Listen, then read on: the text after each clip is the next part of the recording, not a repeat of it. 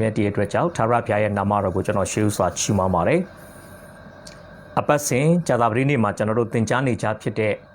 တမန်ကျမ်းစာသင်ကြားခြင်းမှုရာကိုကျွန်တော်တို့တဖန်ပြန်လဲအစာပြုဖို့ရန်ဖြစ်ပါတယ်ရှေးဥစွာနှုတ်ကပတ်တော်မြတ်များကိုအားလုံးအတူတကွကြားနာဖို့ရန်ကျွန်တော်ဖတ်ကြားခြင်းပါတယ်ဒီနေ့ကတော့ရှင်မာကုခရစ်ဝင်ကျမ်းအခန်းကြီး၄အပိုင်ငယ်1ကနေ20အတွင်းကိုကျွန်တော်တို့အသေးစိတ်လေ့လာဖို့ရန်ကျွန်တော်ပြင်ဆင်ထားတာဖြစ်ပါတယ်ရှင်မာကုခရစ်ဝင်ကျမ်းအခန်းကြီး၄အပိုင်ငယ်1ကနေကျွန်တော်20အတွင်းကိုကျွန်တော်တို့အတူတကွကြည့်သွားဖို့ရန်ဖြစ်ပါတယ်ကျမ်းစာကိုအားလုံးအတူတကွကြားနာဖို့ကျွန်တော်ရှေးဥစွာဖတ်ကြားပေးခြင်းပါတယ်ရှင်မာကုခရစ်ဝင်ကျမ်းအခန်းကြီး၄အပိုင်ငယ်1မှ20နောက်တဖန်အိုင်နာမှာဆုံးမဩဝါဒပေးတော်မူစဉ်တွင်များစွာသောလူအပေါင်းတို့သည်အထံတော်၌စုဝေးကြသောကြောင့်အိုင်နာတွင်လှေထဲသို့ဝင်၍ထိုင်တော်မူ၏ပရိသတ်အပေါင်းတို့သည်အိုင်နာကုန်းပေါ်မှနေကြ၏ထိုအခါဥပမာစကားအဖြစ်များစွာသောဆုံးမဩဝါဒကိုပေး၍မွဲ့ဆိုတော်မူသည်မှာနားထောင်ကြလော့မျိုးစေ့ကျဲသောသူသည်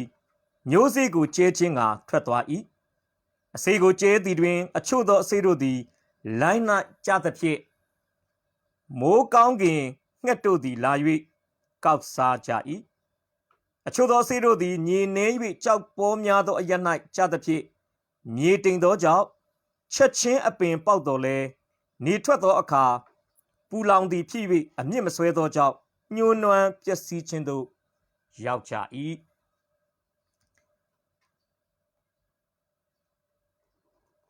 အချို့သောအစေတို့သည်လည်းစူးပင်တို့တွင်ကျသဖြင့်စူးပင်တို့သည်ကြီးပွား၍ညှင်းဆဲသောကြောင့်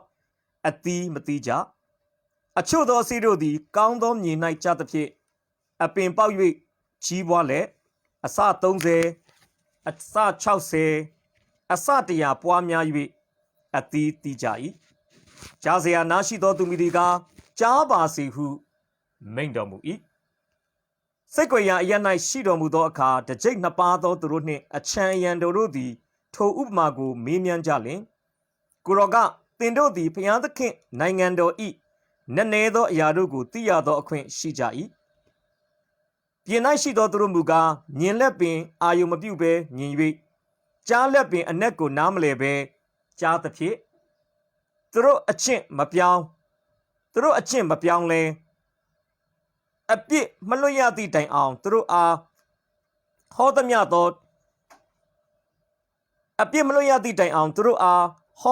ကိုဥပမာအားဖြင့်ဟောရ၏သင်တို့သည်ဥပမာကိုမျှနားမလည်လျင်ဥပမာရှိသမျှတို့ကိုအဘယ်သို့နားလည်ကြမည်နည်းမျိုးစေ့ကျဲသောသူသည်တရားစကားကိုကျဲ၏တရားစကားကိုလမ်း၌ကျဲခြင်းအကြောင်းအရာကားတရားစကားကိုကြားသည်ရှိသောစာတန်သည်ချက်ချင်းလာ၍နှလုံး၌ကျဲသောတရားစကားကိုနှုတ်ယူတတ်သည်ဟုဆိုလိုသည်ကြောက်ပေါ်သောအရပ်၌ကျဲခြင်းအကြောင်းအရာဟုမူကားတရားစကားကိုကြား၍ဝမ်းမြောက်သောစိတ်နှင့်ချက်ချင်းခံယူတော်လဲစိတ်နှလုံး၌အမြင့်မဆွဲခဏသာတည်သဖြင့်တရားစကားကြောင့်အမှုခင်းနှင့်ညှင်းဆဲခြင်းကိုခံရသောအခါချက်ချင်းဖောက်ပြန်တတ်သည်ဟုဆိုလိုသည်စူးပင်တို့တွင်ကျဲခြင်းအကြောင်းအရာကတရားစကားကိုကြား၍လောကီမှု၌စိုးရင်ခြင်းစီးစိမ်ဥစ္စာ၏လှည့်စားခြင်းကျွင်းသောအရာကိုတတ်မဲ့ခြင်းစိတ်တို့သည်တရားစကားကိုလွှမ်းမိုးညှင်းဆဲတတ်သောကြောင့်အသီးမသီးနိုင်ဟုဆိုလိုသည်ကောင်းသောမြေ၌ကျဲခြင်းအကြောင်းအရာကတရားစကားကိုကြား၍ခံယူသဖြင့်အစ30အစ60အစ100ပွားများ၍အသီးသီးတတ်သည်ဟုဆိုလိုသည်ဖတ်ကြားတော်တဲ့နှုတ်ကပတ်တော်ဟာခေတ်ဆက်ဆက်ဘုရားရှင်ကောင်းချီးပေးထားတဲ့သူ့ရဲ့နှုတ်တော်တဲ့တရားစကားများဖြစ်တဲ့အတွက်ကြောင့်ကြားနာတဲ့နှုတ်ကပတ်တော်အားဖြင့်အသက်တာတည်တည်ပေါ်မှာဘုရားသခင်အသက်ထံပြန်လဲကောင်းချီးပေးပါစေသောနှုတ်ကပတ်တော်တဲ့ခဏဆုတောင်းအနံ့ဖို့ဖြစ်ပါတယ်ယေရှုရှင်ဖကိုရော့ကိုယေရှုတင်တဲ့ဖယေရှုတော်ပေါင်းကိုချီးမွမ်းပါတယ်တရက်ပြီးတရက်တစ်ချိန်ပြီးတစ်ချိန်နှုတ်ကပတ်တော်တာသနာပြုလုပ်ငန်းထဲမှာသားတို့ကိုကောင်းချီးပေးပြီးပို့ဆောင်မဆလာသောကြောင့်ယေရှုတော်ပေါင်းကိုချီးမွမ်းပါတယ်ကိုရောလူသားတဦးဖြစ်တဲ့အတွက်ကြောင့်မစုံမလင်သိပါတယ်ဖ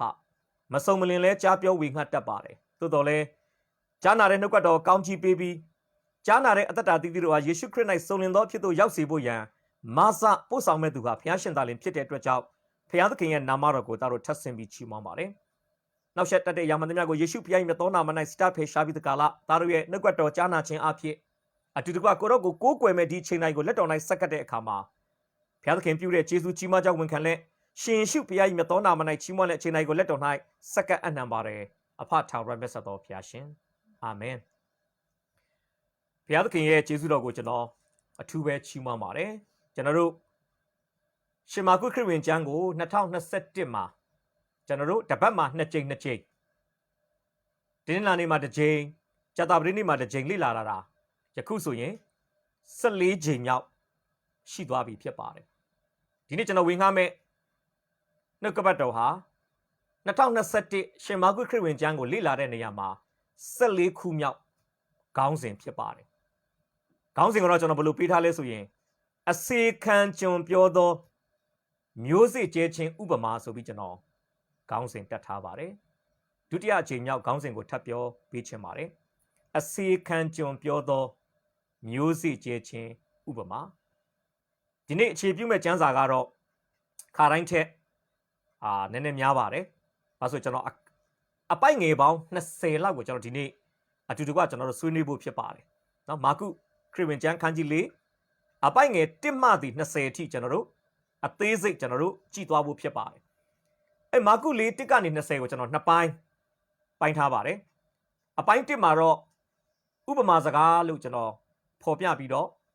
မာကု4အပိုင်းငယ်1ကနေ9အတွင်းကိုကျွန်တော်တို့ဆွေးနွေးသွားမှာဖြစ်ပါတယ်အပိုင်း2မှာတော့မာကု4 10ကနေ20အတွင်းကိုကျွန်တော်တို့ဘာခေါင်းစဉ်နဲ့ကျွန်တော်တို့လေ့လာဖို့ကျွန်တော်ပြင်ဆင်ထားလဲဆိုရင်အနက်အတိတ်ပဲဆိုပြီးတော့မှခေါင်းစဉ်တက်ပြီးကျွန်တော်တို့နှုတ်ကပတ်တော်ကျွန်တော်တို့လေ့လာသွားဖို့ဖြစ်ပါမယ်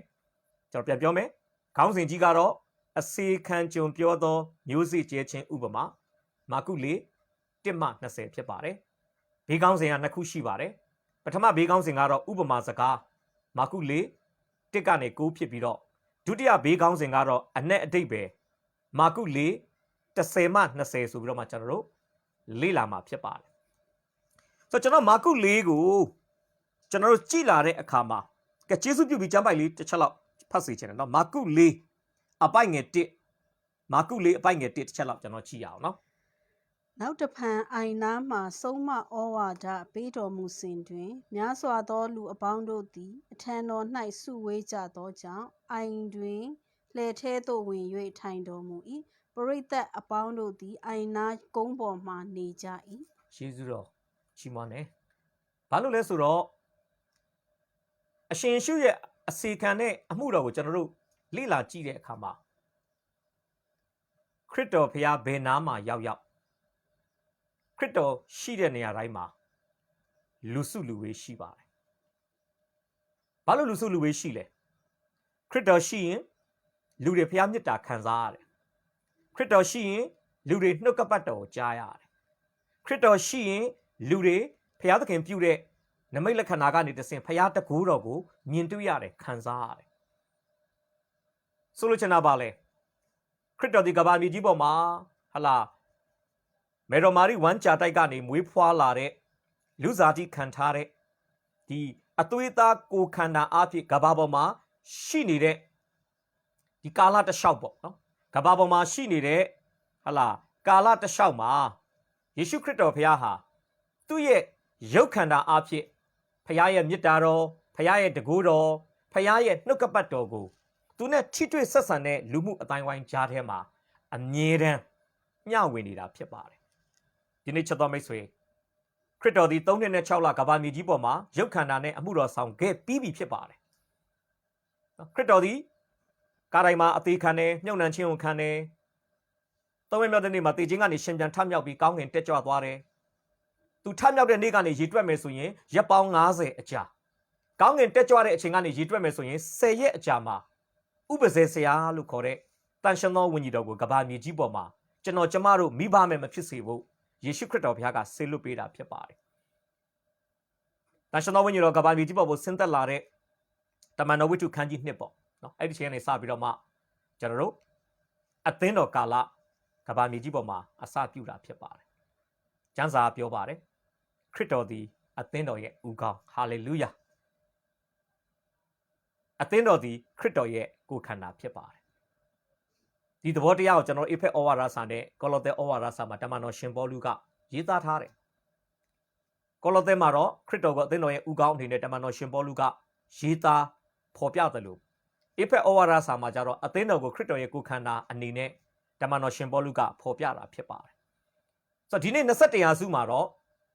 ခရစ်တော်ရဲ့ရုပ်ခန္ဓာကဘာမြေကြီးပေါ်မှာမရှိပေမဲ့ခရစ်တော်ရဲ့ spiritual body လို့ခေါ်တဲ့ဝိညာဉ်ခန္ဓာဒီဟူသောအသင်းတော်မိတ်ဆွေနဲ့ကျွန်တော်ပါဝင်နေတဲ့အသင်းတော်အားဖြင့်ဘုရားသခင်ဟာသူ့ရဲ့မေတ္တာသူ့ရဲ့တကိုးသူ့ရဲ့နှုတ်ကပတ်တော်တွေကိုကဘာပေါ်မှာရှိတဲ့လူသားတွေခံစားဖို့ဘုရားသခင်အလိုတော်ရှိတယ်ဆိုတာကျွန်တော်ဒီနေ့ဖော်ပြပေးခြင်းပါတယ်အခုခရစ်တော်ဂါလိလဲအိုင်နာမှာရောက်နေပြီဘာလို့လဲများစွာသောလူအပေါင်းတို့ဟာအထံတော်မှာစုဝေးနေတယ်ခရစ်တော်ကလှေထဲမှာထိုင်နေတယ်ပရိသတ်တွေကအိုင်နာကုန်းပေါ်မှာရှိတယ်ကျွန်တော်အရင်ကျမ်းစာတွေမှာလည်းဖော်ပြပါတယ်ဘာလို့လဲလူအုပ်ကြီးကခရစ်တော်စီမှာအနာကငင်းချင်လို့တိုးကြဝှေ့ကြရင်အစင်မပြေဘူးဗျဒါကြောင့်ခရစ်တော်ကလူအုပ်ကြီးနဲ့ခတ်ခွာနော်အနောက်ရှက်ကင်းကင်းနဲ့တရားဟောနိုင်ဖို့အတွက်အဲ့လိုမျိုးလှေထဲမှာရှိနေပြီးတော့မှလှေထဲကနေကုန်းပေါ်မှာရှိတဲ့ပရိသတ်ကိုတရားဟောနေတဲ့အနေအထားဖြစ်ပါတယ်ဟုတ်ဒါဆိုကျွန်တော်ဆက်ကြည့်အောင်အပိုက်ငယ်ဘလောက်ကိုကျွန်တော်ကြည့်မလဲဆိုရင်အပိုက်ငယ်2ကိုဖတ်ပေးပါနော်မာကုအခန်းကြီး4အပိုက်ငယ်2မာကု4နှစ်ထိုအခါဥပမာစကားအားဖြင့်များစွာသောဆုံးမဩဝါဒကိုပေး၍မွတ်ဆိုတော်မူသည်မှာယေရှုတင်တယ်ဒီမှာတတိချက်စီချင်တာကအရှင်ယေရှုသည်အပိုက်ငယ်1မှာပါတဲ့များစွာသောလူအပေါင်းတို့ကိုအပိုက်ငယ်2မှာပါတဲ့အတိုင်းများစွာသောဆုံးမဩဝါဒပေးတာဖြစ်ပါတယ်ပရိသတ်တွေအများကြီးထောင်ကနန်းမရှိရင်တော့ယာကြီးကနန်းလောက်ရှိတဲ့ပရိသတ်တွေကိုယေရှုခရစ်တော်ဘုရားကများစွာသောပရိသတ်များကိုများစွာသောဆုံးမဩဝါဒပေးတာဖြစ်ပါတယ်အဲ့လိုဆုံးမဩဝါဒပေးတဲ့အခါမှာတမန်ကျမ်းစာကဘလို့ဖော်ပြလဲဆိုရင်ဥပမာစကားအားဖြင့်လို့ပြောပါတယ်ယေရှုဘုရားဟာဥပမာကင်းပြီးတော့မှနှုတ်ကပတ်တော်မဝေငှဘူးလို့ပြောပါတယ်ခရစ်တော်ကတရားဟောတိုင်းမှာတရားနာတဲ့ပရိသတ်သူဆိုလိုချင်တဲ့ရည်ရွယ်ချက်ကိုသူတို့ရဲ့အသက်တာမှာကွက်ကွင်းရှင်းလင်းမြင်တွေ့နိုင်ဖို့ရတဲ့အရှင်ယေရှုဟာအမြဲတမ်းဥပမာစကားတွေကိုအသုံးပြုထားရှိတာဖြစ်ပါတယ်ဒီ parable လို့ခေါ်တဲ့ဥပမာစကားတွေဆိုတော့ဒီဥပမာစကားတွေအပြင်အရှင်ယေရှုမိမောင်းထိုးပြခြင်းနဲ့တမန်တရားကအမြဲတမ်းရှိနေတာဖြစ်ပါတယ်ခရစ်တော်ပြောတဲ့ဥပမာတိုင်းမှာ one single meaning လို့ခေါ်တဲ့ပြောချင်တဲ့သတင်းစကားတစ်ခုအမြဲတမ်းပါတာဖြစ်ပါတယ်ဒီမာကု၄ကထူးခြားတာကဒီမျိုးစေ့ကျဲခြင်းဥပမာကယေရှုခရစ်တော်ဖျားကိုယ်တိုင်ကကျွန်တော်တို့ဒီမှာသူဘာပြောထားလဲဆိုရင်ကျွန်တော်တစ်ချက်လောက်ကျွန်တော်ကြည့်ရအောင်နော်အရှင်ယေရှုကဒီမှာသူဘာပြောလဲဆိုလို့ရှိရင်ကျွန်တော်တို့ဘလောက်မှကျွန်တော်ကြည့်မလဲဆိုရင်မာကုခရစ်ဝင်ကျမ်းအခန်းကြီး၄ကျွန်တော်ဘလောက်ကနေကျွန်တော်ကြည့်မလဲဆိုရင်အပိုက်ငယ်73ကိုဖတ်ပေးပါမာကု4 73သင်တို့သည်ဤဥပမာကိုမျှနားမလည်လျင်ဥပမာရှိသမျှတို့ကိုအဘယ်သို့နားလည်ကြမည်နည်းယေရှုတင်တယ်ဒါကြောင့်မဿဲမာကုလုကာယောဟန်ပေါ့နော်ဒီခရစ်ယာန်ကျမ်း၄ကျမ်းထဲမှာယေရှုခရစ်တော်ဘုရားပြောခဲ့တဲ့ဥပမာတွေကိုမိတ်ဆွေနဲ့ကျွန်တော်နားလည်ဖို့ရန်အတွက်အရင်ဆုံးနားလည်ရမယ့်ဥပမာကတော့ဒီမျိုးစေ့ကျဲခြင်းဥပမာဖြစ်ပါတယ်မျိုးစေ့ကျဲခြင်းဥပမာကိုမှသဘောမပေါက်ရင်ကျမ်းစာထဲမှာပါတဲ့အခြားသော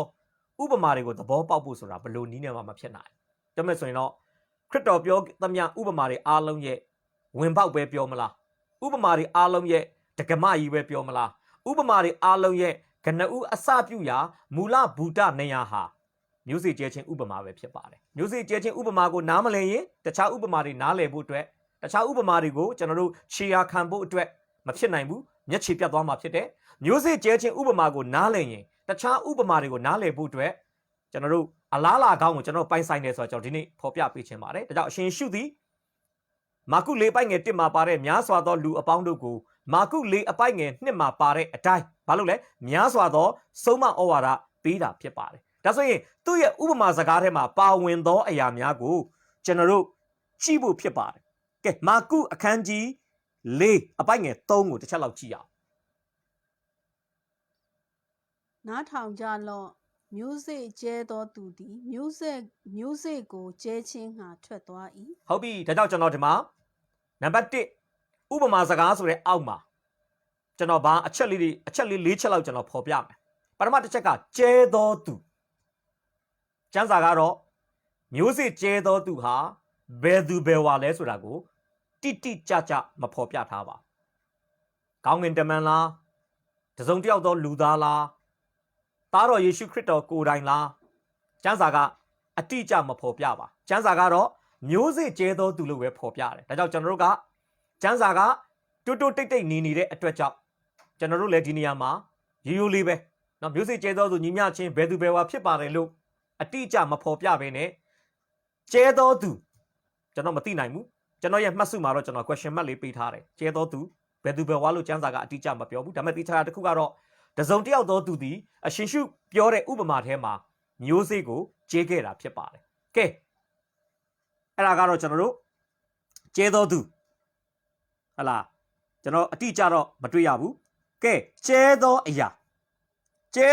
ကတော့အပိုက်ငယ်3ပါပဲမျိုးစေ့ကျဲသောသူသည်မျိုးစေ့ကိုကျဲခြင်းကထွက်သွား၏လို့ပြောပါတယ်ကျဲသောသူကျမ်းစာကတော့မျိုးစေ့ကျဲသောသူလို့ပဲသုံးထားတယ်ကောင်းငင်တမန်လားလူသားလားအတိအကျဘာမှမပြောဘူး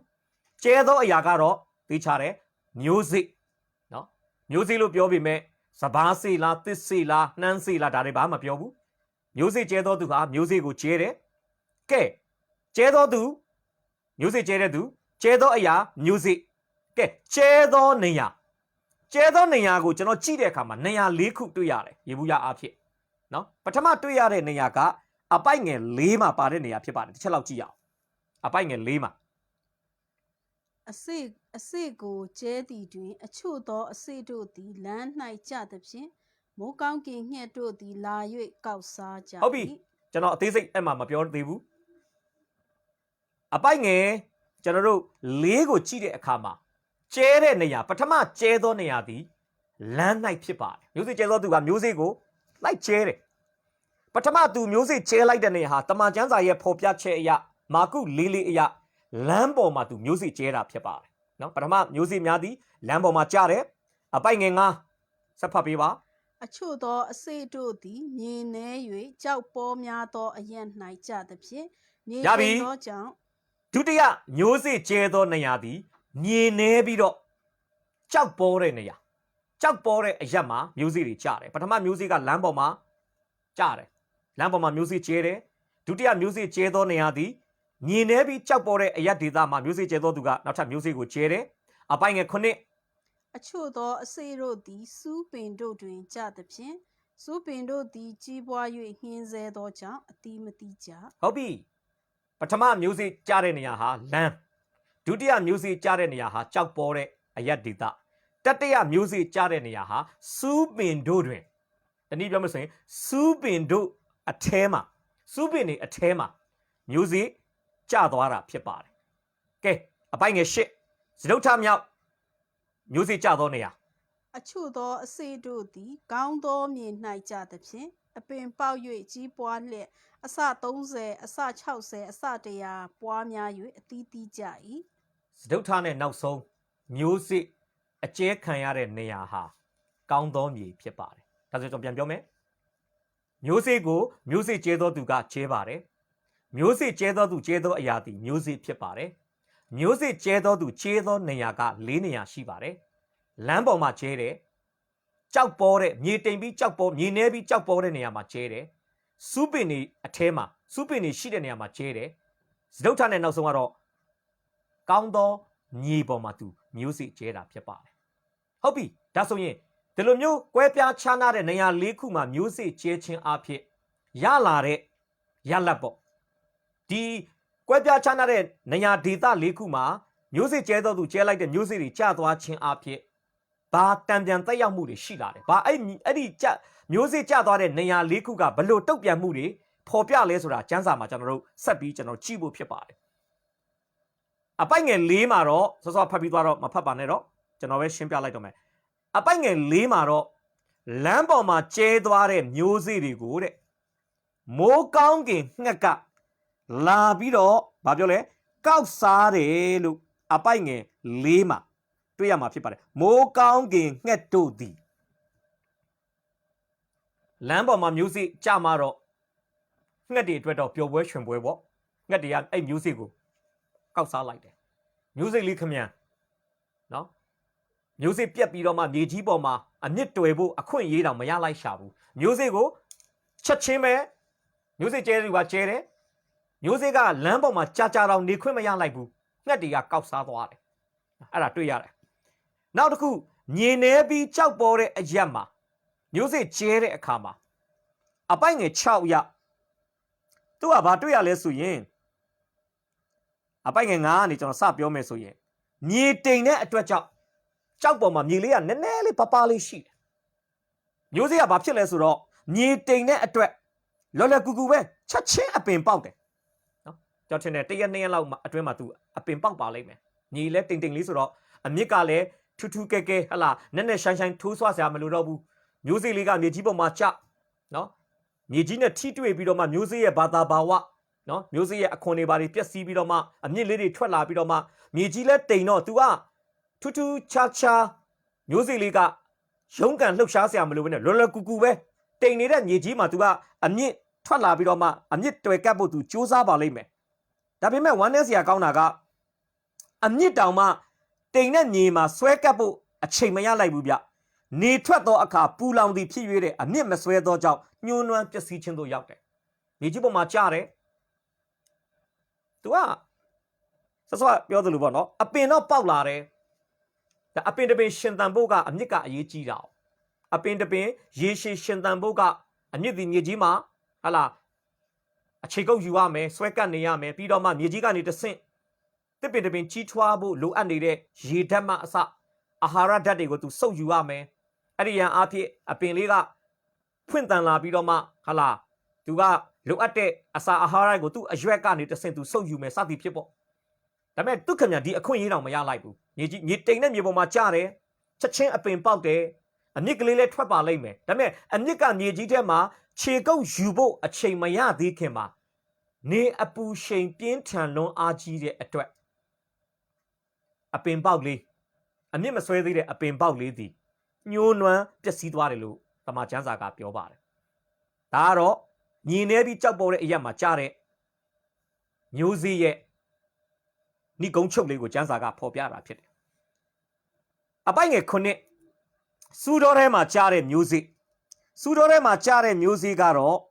သူကအပင်တော့ပေါက်တယ်ဗျအပင်တော့ပေါက်တယ်ဒါပေမဲ့စူတော်ထဲမှာဖြစ်တဲ့အတွက်ကြောင့်ကြီးခွင့်မရှိဘူးသူကြီးလာမယ်ဆိုရင်စူးပင်တွေကသူ့ကိုကောင်းကောင်းညှင်းဆဲတာနော်ကျွန်တော်မြင်တယ်သူလဲစူတော်ထဲမှာကြားတယ်သူလဲကြီးမယ်စူးပင်ကလည်းဒီတိုင်းအတိမမဟုတ်တာအပင်ဆိုတော့စူးပင်ကလည်းကြီးမယ်ဒါပေမဲ့ခက်တာကမျိုးစေ့လေးကစူးချုံထဲမှာစူးပင်တွေအလဲမှာသူကကြားတဲ့အတွက်ကြောင့်သူဘလောက်ကြီးသူ့ထက်အရင်ရှိနေတဲ့စူးပင်တွေရဲ့တီရှိမှုကိုသူကမတွန်းလာနိုင်ဘူးဗျနော်စူးပင်တွေကြီးလာရင်လည်းသူခမညာဟာလာဆင်းရဲဒုက္ခရောက်တယ်သူကိုယ်တိုင်ကြီးလာမယ်ဆိုရင်လည်းစူးပင်တွေကိုသွားတိုးတဲ့အတွက်ကြောင့်သူပဲကြီးထွားစူးပင်တွေပဲကြီးထွားအဆင်မပြေဘူးအဲကြောင့်သူခမညာစူးပင်တွေကြားထဲမှာအသက်တော့ရှိနေပါရဲ့ဒါပေမဲ့စူးပင်တွေရဲ့နှိမ့်ဆက်ညင်ပန်းခြင်းကြောင့်စူးပင်ထဲမှာကျသွားတဲ့မျိုးစေ့ကလေးသည်အပင်အဖြစ်နဲ့ဖြစ်တည်ခွင့်ရတော်ညာလဲအပင်တပင်ရဲ့အဆုံးစွန်သောရေမှန်းချက်ဖြစ်တဲ့အသီးသီးချင်းအဆင့်ကိုသူခမညာမရောက်ရှိနိုင်ဘူးဆိုတာကျွန်တော်တို့ကျမ်းစာမှာကျွန်တော်တို့တွေ့ရမှာဖြစ်ပါတယ်အပိုင်းငယ်9မှာလေအချို့သောအစေတို့သည်စူးပင်တို့တွင်ကြသဖြင့်စူးပင်တို့သည်ကြီးပွား၍ညှင်းဆဲသောကြောင့်အသီးမသီးကြလို့ပြောပါတယ်သူကအမြင့်တော့တွေ့ခဲ့ပါတယ်အမြင့်တော့တွေ့ခွင့်ရတယ်အပင်တပင်အနေနဲ့ရက်တီခွင့်လေးတော့ရလိုက်တယ်ဒါပေမဲ့အပင်တပင်ဖြစ်တည်မှုရဲ့ပန်းတိုင်ဖြစ်တဲ့အသီးသီးချင်းအဆင့်ကိုသူမတက်လန်းနိုင်ဘူး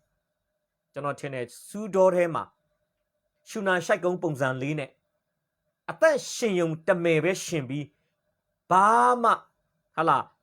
အသီးမသီးနိုင်တဲ့အနေထားနဲ့ဒီတစ်ပင်လေးဟာစူးချုံထဲမှာသူ့ဘဝအဆုံးသတ်သွားမှာဖြစ်ပါတယ်အပိုက်ငယ်8ကတော့ဝမ်းသာအားရစရာကောင်းတယ် ဖခင်သခင်ကျွန်တော်တို့ကိုဖြစ်စေခြင်းတဲ့အရာကလည်းအဲ့ဒါပဲဖြစ်ပါတယ်ကောင်းသောမြေမှာကျတဲ့မျိုးစေ့လေးကြတော့ကျမ်းစာပြောတယ်အပင်ပေါက်၍ကြီးပွားလှက်လို့ပြောပါတယ်ဟာလေလုယာအပင်ပေါက်တယ်ကျွန်တော်မြင်ပါတယ်မြေကလည်းကောင်းသောမြေလို့ပြောတဲ့အတွက်ကြောင့်အပင်တမင်ရှင်သန်ဖို့အတွက်မခေါ်မလဲအလားလာကောင်းတွေကိုဖန်တီးထားတဲ့နေရာဒေသဒါကြောင့်မျိုးစေ့လေးဟာအဲ့မြေကြီးပေါ်မှာကျတဲ့အခါမှာမျိုးစေ့ရဲ့ဘာသာဘာဝမျိုးစေ့ပြက်လိုက်မယ်နော်အပင်လေးပေါက်လာမယ်အမြစ်လေးထွက်လာမယ်ခက်ကောင်းတာကဒီကောင်းသောမြေသည်ပေါက်လာတဲ့မျိုးစေ့လေးရဲ့အမြစ်တွေကိုသူတို့အပေါ်မှာဟလာသူတို့အထဲမှာဆွဲခွင့်အမြစ်ဆွဲခွင့်ပေးလိုက်တယ်ပြီးတော့ဒီကောင်းသောမြေသည်ဒီအမြစ်တွေကိုကောင်းကောင်းသူကပန့်ပိုးတဲ့အခါမှာဒီအမြစ်တွေကနေတဆင့်အပင်လေးဟာဟလာအားအင်တွေရရှိလာပြီးတော့မှတဖြည်းဖြည်းဖွင့်ထွားလာမှာဖြစ်ပါတယ်နောက်ဆုံးတော့ကောင်းသောမြေရဲ့ပန့်ပိုးမှုကောင်းသောမြေရဲ့ဟလာပန့်ပိုးမှုဟလာဝိုင်းရံမှုအဖြစ်နောက်ဆုံးမျိုးစေ့ကနေပေါက်လာတဲ့အပင်လေးဟာရှင်သန်ကြီးထွားလာပြီးဖွံ့ဖြိုးတိုးတက်လာပြီးနောက်ဆုံးမှာတော့သူ့ရဲ့အဆုံးစုံသောရေမှန်းချက်ဖြစ်တဲ့အပင်တစ်ပင်ရဲ့ထမ်းဆောင်ရမယ့်ဝတ္တရားဖြစ်တဲ့အသီးသီးချင်းဝတ္တရားအသီးသီးတာတော့မှအစ30လဲတီးတဲ့အပင်တွေရှိလိမ့်မယ်အစ60တီးတာရှိလိမ့်မယ်အစ100တီးတာရှိလိမ့်မယ်ကျွန်တော်မြင်တယ်ကောင်းသောမြေမှာကြားတဲ့မျိုးစေ့အချင်းချင်းတောင်မှမတူတော့ဘဲနဲ့တချို့ကောင်းသောမြေကမျိုးစေ့ကိုအစ30တူပွားခွင့်ပေးတယ်တချို့မြေကတော့အစ60တချို့မြေကတော့အစ100ဆိုပြီးတော့မှကောင်းသောမြေ၌ပင်လေပုံစံ3မျိုးနဲ့ဟာလာသစ်ပင်တွေကရှင်သန်ကြီးထွားပြီးအသီးသီးတယ်ဆိုတာကိုတမန်ကျမ်းစာမှာကျွန်တော်တို့တွေ့ရမှာဖြစ်ပါတယ်ဒါကတော့ယေရှုခရစ်တော်ဖခင်ပြောတဲ့ဥပမာစကားထဲမှာပါတဲ့အကြောင်းအရာပဲဖြစ်ပါတယ်ဒါလေးကိုကျွန်တော်ဏိဂုံးချုပ်မယ်ဆိုရင်ခရစ်တော်ပြောတဲ့ဥပမာထဲမှာကျဲသောသူပါတယ်မိသူမိဝါလို့အတိအကျမပြောပေမဲ့မျိုးစေ့ကျဲတဲ့သူရှိပါတယ်ကျမ်းစာကတော့မျိုးစေ့ကိုကျဲသောသူလို့သုံးထုံးထားတယ်ကျဲသောသူကျဲသောအရာကမျိုးစေ့ဖြစ်ပါတယ်ကျဲသောနေရာကတော့လမ်းကြောက်ပေါ်သောမြေစူးပင်ပြီးလို့ရှိရင်ကောင်းသောမြေဆိုပြီးနေရာ၄ခုရှိပါတယ်ရလာလေရက်လက်ကလည်းရက်လက်၄ခုရှိပါတယ်ငှက်ချက်ချင်းကောက်စားသွားတဲ့မျိုးစေ့ရှိတယ်အပင်တော့ပေါက်တယ်အမြင့်မဆွဲတဲ့အတွက်ကြောင့်နေထွက်တဲ့အခါမှာညှိုးနှွမ်းသွားတဲ့မျိုးစေ့တွေရှိတယ်စူးတော်ထဲမှာကြားတဲ့အတွက်ကြောင့်အသီးမသီးနိုင်တဲ့မျိုးစေ့တွေရှိတယ်ကောင်းသောမြေမှာကြားတဲ့အတွက်ကြောင့်ကြီးထွားပြီးအသီးသီးတဲ့မျိုးစေ့ဆိုပြီးတော့မှအုပ်စု၄စုကျွန်တော်တို့တွေ့ရမှာဖြစ်ပါတယ်ဒီမှာတတိချက်စီချင်တာကများစွာသောလူအပေါင်းကိုအရှင်ယေရှုကများစွာသောဆုံးမဩဝါဒပေးတဲ့အခါမှာ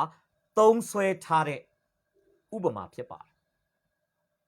ဒီများစွာသောပရိသတ်ကမျိုးစေ့ကျဲတဲ့ဥပမာကိုပဂတိခရစ်တော်ပြောတဲ့အတိုင်းကြားပြီးတော့သူတို့အားလုံးကအိမ်ပြန်သွားတာဖြစ်ပါတယ်သူတို့နဲ့အတူပါသွားမယ့်အရာကပါလေအိမ်ပြန်ရောက်လို့သူတို့ရဲ့မိဘမောင်ဘွားတွေကမေးလိမ့်မယ်ဒီနေ့မင်းတို့ယေရှုခရစ်တော်အိုင်နာမှာတရားဟောပွဲသွားတဲ့အခါမှာမင်းတို့ဘာအကြောင်းကြားလာလဲပြောရင်မိသားစုဝင်တွေကဘာပြောမယ်ထင်လဲခရစ်တော်ကမျိုးစေ့ကျဲတဲ့လူတစ်ယောက်ရဲ့အကြောင်းကိုတရားဟောသွားတယ်လူတစ်ယောက်ကမျိုးစေ့ကျဲတယ်မျိုးစေ့တွေကနေရာ၄ခုမှာကျတယ်လမ်းပေါ်မှာကျတယ်ကြောက်ပေါ်တဲ့မြေပေါ်မှာကျတယ်စူတော်ထဲမှာကျတယ်ကောင်းသောမြေမှာကျတယ်လမ်းပေါ်မှာကျတဲ့မျိုးစေ့ကိုတော့ဟာလာငှက်ကလွယ်လွယ်ကူကူကောက်စားငှက်တွေကလွယ်လွယ်ကူကောက်စားသွားတယ်လို့ပြောတယ်ကြောက်ပေါ်တဲ့မြေမှာကျတဲ့မျိုးစေ့ကတော့အပင်ပေါက်ပေမဲ့အမြင့်မဆွဲတဲ့အတွက်ကြောင့်နေထွက်တဲ့အခါမှာညှိုးနွမ်းသွားတယ်လို့ပြောတယ်စူတော်ထဲမှာကျတဲ့မျိုးစေ့ကတော့အပင်ပေါက်ပေမဲ့စူးတွေရဲ့ညှင်းဆဲမှုကြောင့်အတိမသိနိုင်ဘူးလို့ပြောတယ်ကောင်းသောမြေမှာကျတဲ့မျိုးစေ့ကတော့အပင်လဲပေါက်ကြီးလဲကြီးထွားအတိတက်တိတယ်လို့ပြောတယ်ဆိုပြီးဤမြတာသူတို့ကပြန်ပြောနိုင်မှာဖြစ်ပါတယ်အကယ်၍တစုံတစ်ယောက်သောသူကဒါဆိုရင်မင်းတို့ဒီနေ့ကြားခဲ့တဲ့ဥပမာစကားကနေတဆင့်အရှင်ယေရှုမင်းတို့ကိုပေးချင်တဲ့သတင်းစကားကဘာလဲဆိုရင်သူတို့ဘာပြောမယ်ထင်လဲငါတို့လည်းမသိဘူးသူဒီလိုပဲပြောသွားတယ်သူဒီဥပမာအားဖြင့်ငါတို့ကိုပေးချင်တဲ့သတင်းစကားကဘာမှန်းငါတို့မသိဘူးသူတို့ဒီလိုပဲပြောမှာဖြစ်ပါတယ်ဒါနံပါတ်1မှာကျွန်တော်ခေါင်းစဉ်တတ်ထားတဲ့အတိုင်းအရှင်ယေရှုပြောတဲ့ဥပမာစကားထဲမှာပါတဲ့အချက်အလက်တွေကိုကျွန်တော်ဒီနေ့ဖော်ပြသွားတာဖြစ်ပါတယ်ဒုတိယကတော့နံပါတ်2ပေါ့ကျွန်တော်ခေါင်းစဉ်ကြီးရဲ့နံပါတ်2မှာအနက်အဓိပ္ပာယ်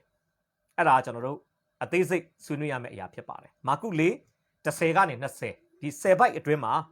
ကျွန်တော်တို့တွေ့ရမှာဖြစ်ပါတယ်နော်မာကု4 10ကနေ20မှာဆိုတော့စောစောကများစွာသောပရိသတ်တွေကများစွာသောဆုံးမဩဝါဒကိုကြားပြီး အိမ်ကိုအသီးသီးပြန်သွားပြီးပြီဒါပေမဲ့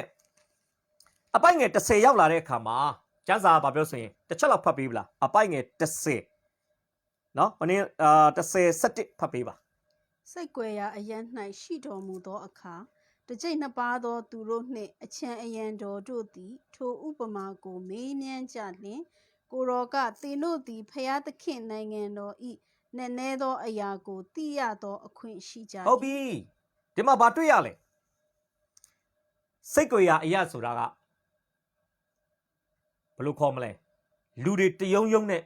မရှိတဲ့နေရာပေါ့ခရစ်တော်ယေရှုဖခင်ကမကြာခဏဆိုသလိုစိတ်ကြွယ်ရာအရာမှာထွက်ကြွပြီးတော့မှခမဲတော်ဖခင်သခင်နဲ့နှစ်ဦးချင်းအချိန်ယူတာတွေကိုကျွန်တော်တမန်ကျမ်းစာထဲမှာကျွန်တော်တွေ့ရမှာဖြစ်ပါတယ်နော်နည်းနည်းစောစောမိုးမလင်းခင်တော့အရာကိုသွားတာတွေတောင်ပေါ်မှာတယောက်တည်းတက်ပြီးတော့ခမဲတော်နဲ့အချိန်ယူတာတွေအခုလည်းသူဘာတွေ့ရလဲခရစ်တော်ကပရိသတ်ကြီးကိုတရားဟောပြီးတာနဲ့ကျွန်တော်ထင်တယ်တယောက်တည်းစိတ်ငြိမ်တဲ့အရာမှာစိတ်ကြွယ်ရာအရာမှာရှိနေပါလိမ့်မယ်အဲ့အချိန်မှာတပည့်တော်တွေကမနက်ကခရစ်တော်ပြောသွားတဲ့ဥပမာကိုအရင်သိချင်တယ်သိချင်တဲ့အတွက်ကြောင့်သူတို့ဘာလုပ်လဲတစ်ကြိမ်နှစ်ပါးသောတပည့်တော်တွေနဲ့အချံအယံတော်တွေကဟာလာစိတ်ကြွယ်ရာအရာမှာရောက်ရှိလာပြီးတော့မနက်ကကိုတော်ပြောခဲ့တဲ့ဥပမာကဘာကိုပြောချင်တာလဲမျိုးစေ့ဆိုတာဘာလဲကိုတော်မြေကြီးဆိုတာဘာလဲကိုတော်သူတို့မေးပါလိမ့်မယ်ကျွန်တော်တို့သိပါရစေနော်အားကြောင့်တကြိတ်နှစ်ပါးနဲ့ပတ်သက်လို့တော့ကျွန်တော်တို့တကြိတ်နှစ်ပါးကဘယ်သူတွေလဲဆိုတာကိုတော့မာကု3 16ကနေ19မှာကျွန်တော်တို့တွေ့ရမှာဖြစ်ပါတယ်အဲ့လည်းဖတ်ပေးဗလားတကြိတ်တစ်ပါးကဘယ်သူတွေလဲတကြိတ်နှစ်ပါးကဘယ်သူတွေလဲဆိုတာကိုကျွန်တော်ကြမ်းချက်နဲ့ဟလာဖော်ပြပေးခြင်းနဲ့မာကု3 16ကနေ19တစ်ကြိမ်နှစ်ပါးသောသူတည်းဟုသောပေတရုအမည်တစ်ကိုပေးတော်မူသောရှိမုန်မိုးကြိုးသားဟုဆိုလိုသောဘောနေရကက်အမည်တစ်ကိုပေးတော်မူသောဇေဘေဒေ၏သားနှစ်ယောက်ယာကုပ်နှင့်ယောဟန်အိန္ဒြေဖိလိပ္ပုဘာသောလမဲမဿဲသောမအာလဖဲ၏သားယာကုပ်တဒဲကာနနိတ်လူရှိမုန်ကိုရောကိုအနှံသောယူဒရှာကာတို့ကိုခန့်ထားတော်မူ၏ယေရှုတင်တယ်မာကု3 16ကနေ19မှာစောစောကကျမ်းစာဖတ်သွားတာမိတ်ဆွေကြားခဲ့တဲ့အတိုင်းပဲတမန်တော်12ပါးရဲ့အမိနာမကိုတမန်ကျမ်းစာကရှင်မာကုခရစ်ဝင်ကျမ်းကအတိအကျကိုဖော်ပြသွားတာဖြစ်ပါတယ်အဲ့12ယောက်ဒီစိတ်ကြွယ်ရအရက်မှာလာပြီးတော့မှခရစ်တော်ပထမပိုင်းမှာဟောခဲ့တဲ့ဥပမာစကားကိုလာမင်းညံ့တဲ့ထဲမှာသူတို့ပါတယ်ဆိုတာကျွန်တော်ဖော်ပြပေးခြင်းနဲ့သူတို့ကြီးပဲလားဆိုတော့သူတို့ကြီးပဲမဟုတ်ဘူးအချံအယံတော်တွေလည်းပါတယ်အချံအယံတော်ဟာဘသူပဲဝါဖြစ်လဲဆိုတာကိုကျမ်းစာမှာအတိအကျမဖော်ပြပေမဲ့ကျမ်းစာထဲမှာအချံအယံတော်လို့ပြောတဲ့သူတွေဖြစ်နိုင်ခြေရှိတဲ့ကျမ်းပိုက်တစ်ပိုက်တော့ကျွန်တော်တွေ့ထားတာဖြစ်ပါတယ်အဲ့ကျမ်းပိုက်တော့ကျွန်တော်ပိတ်သက်ကို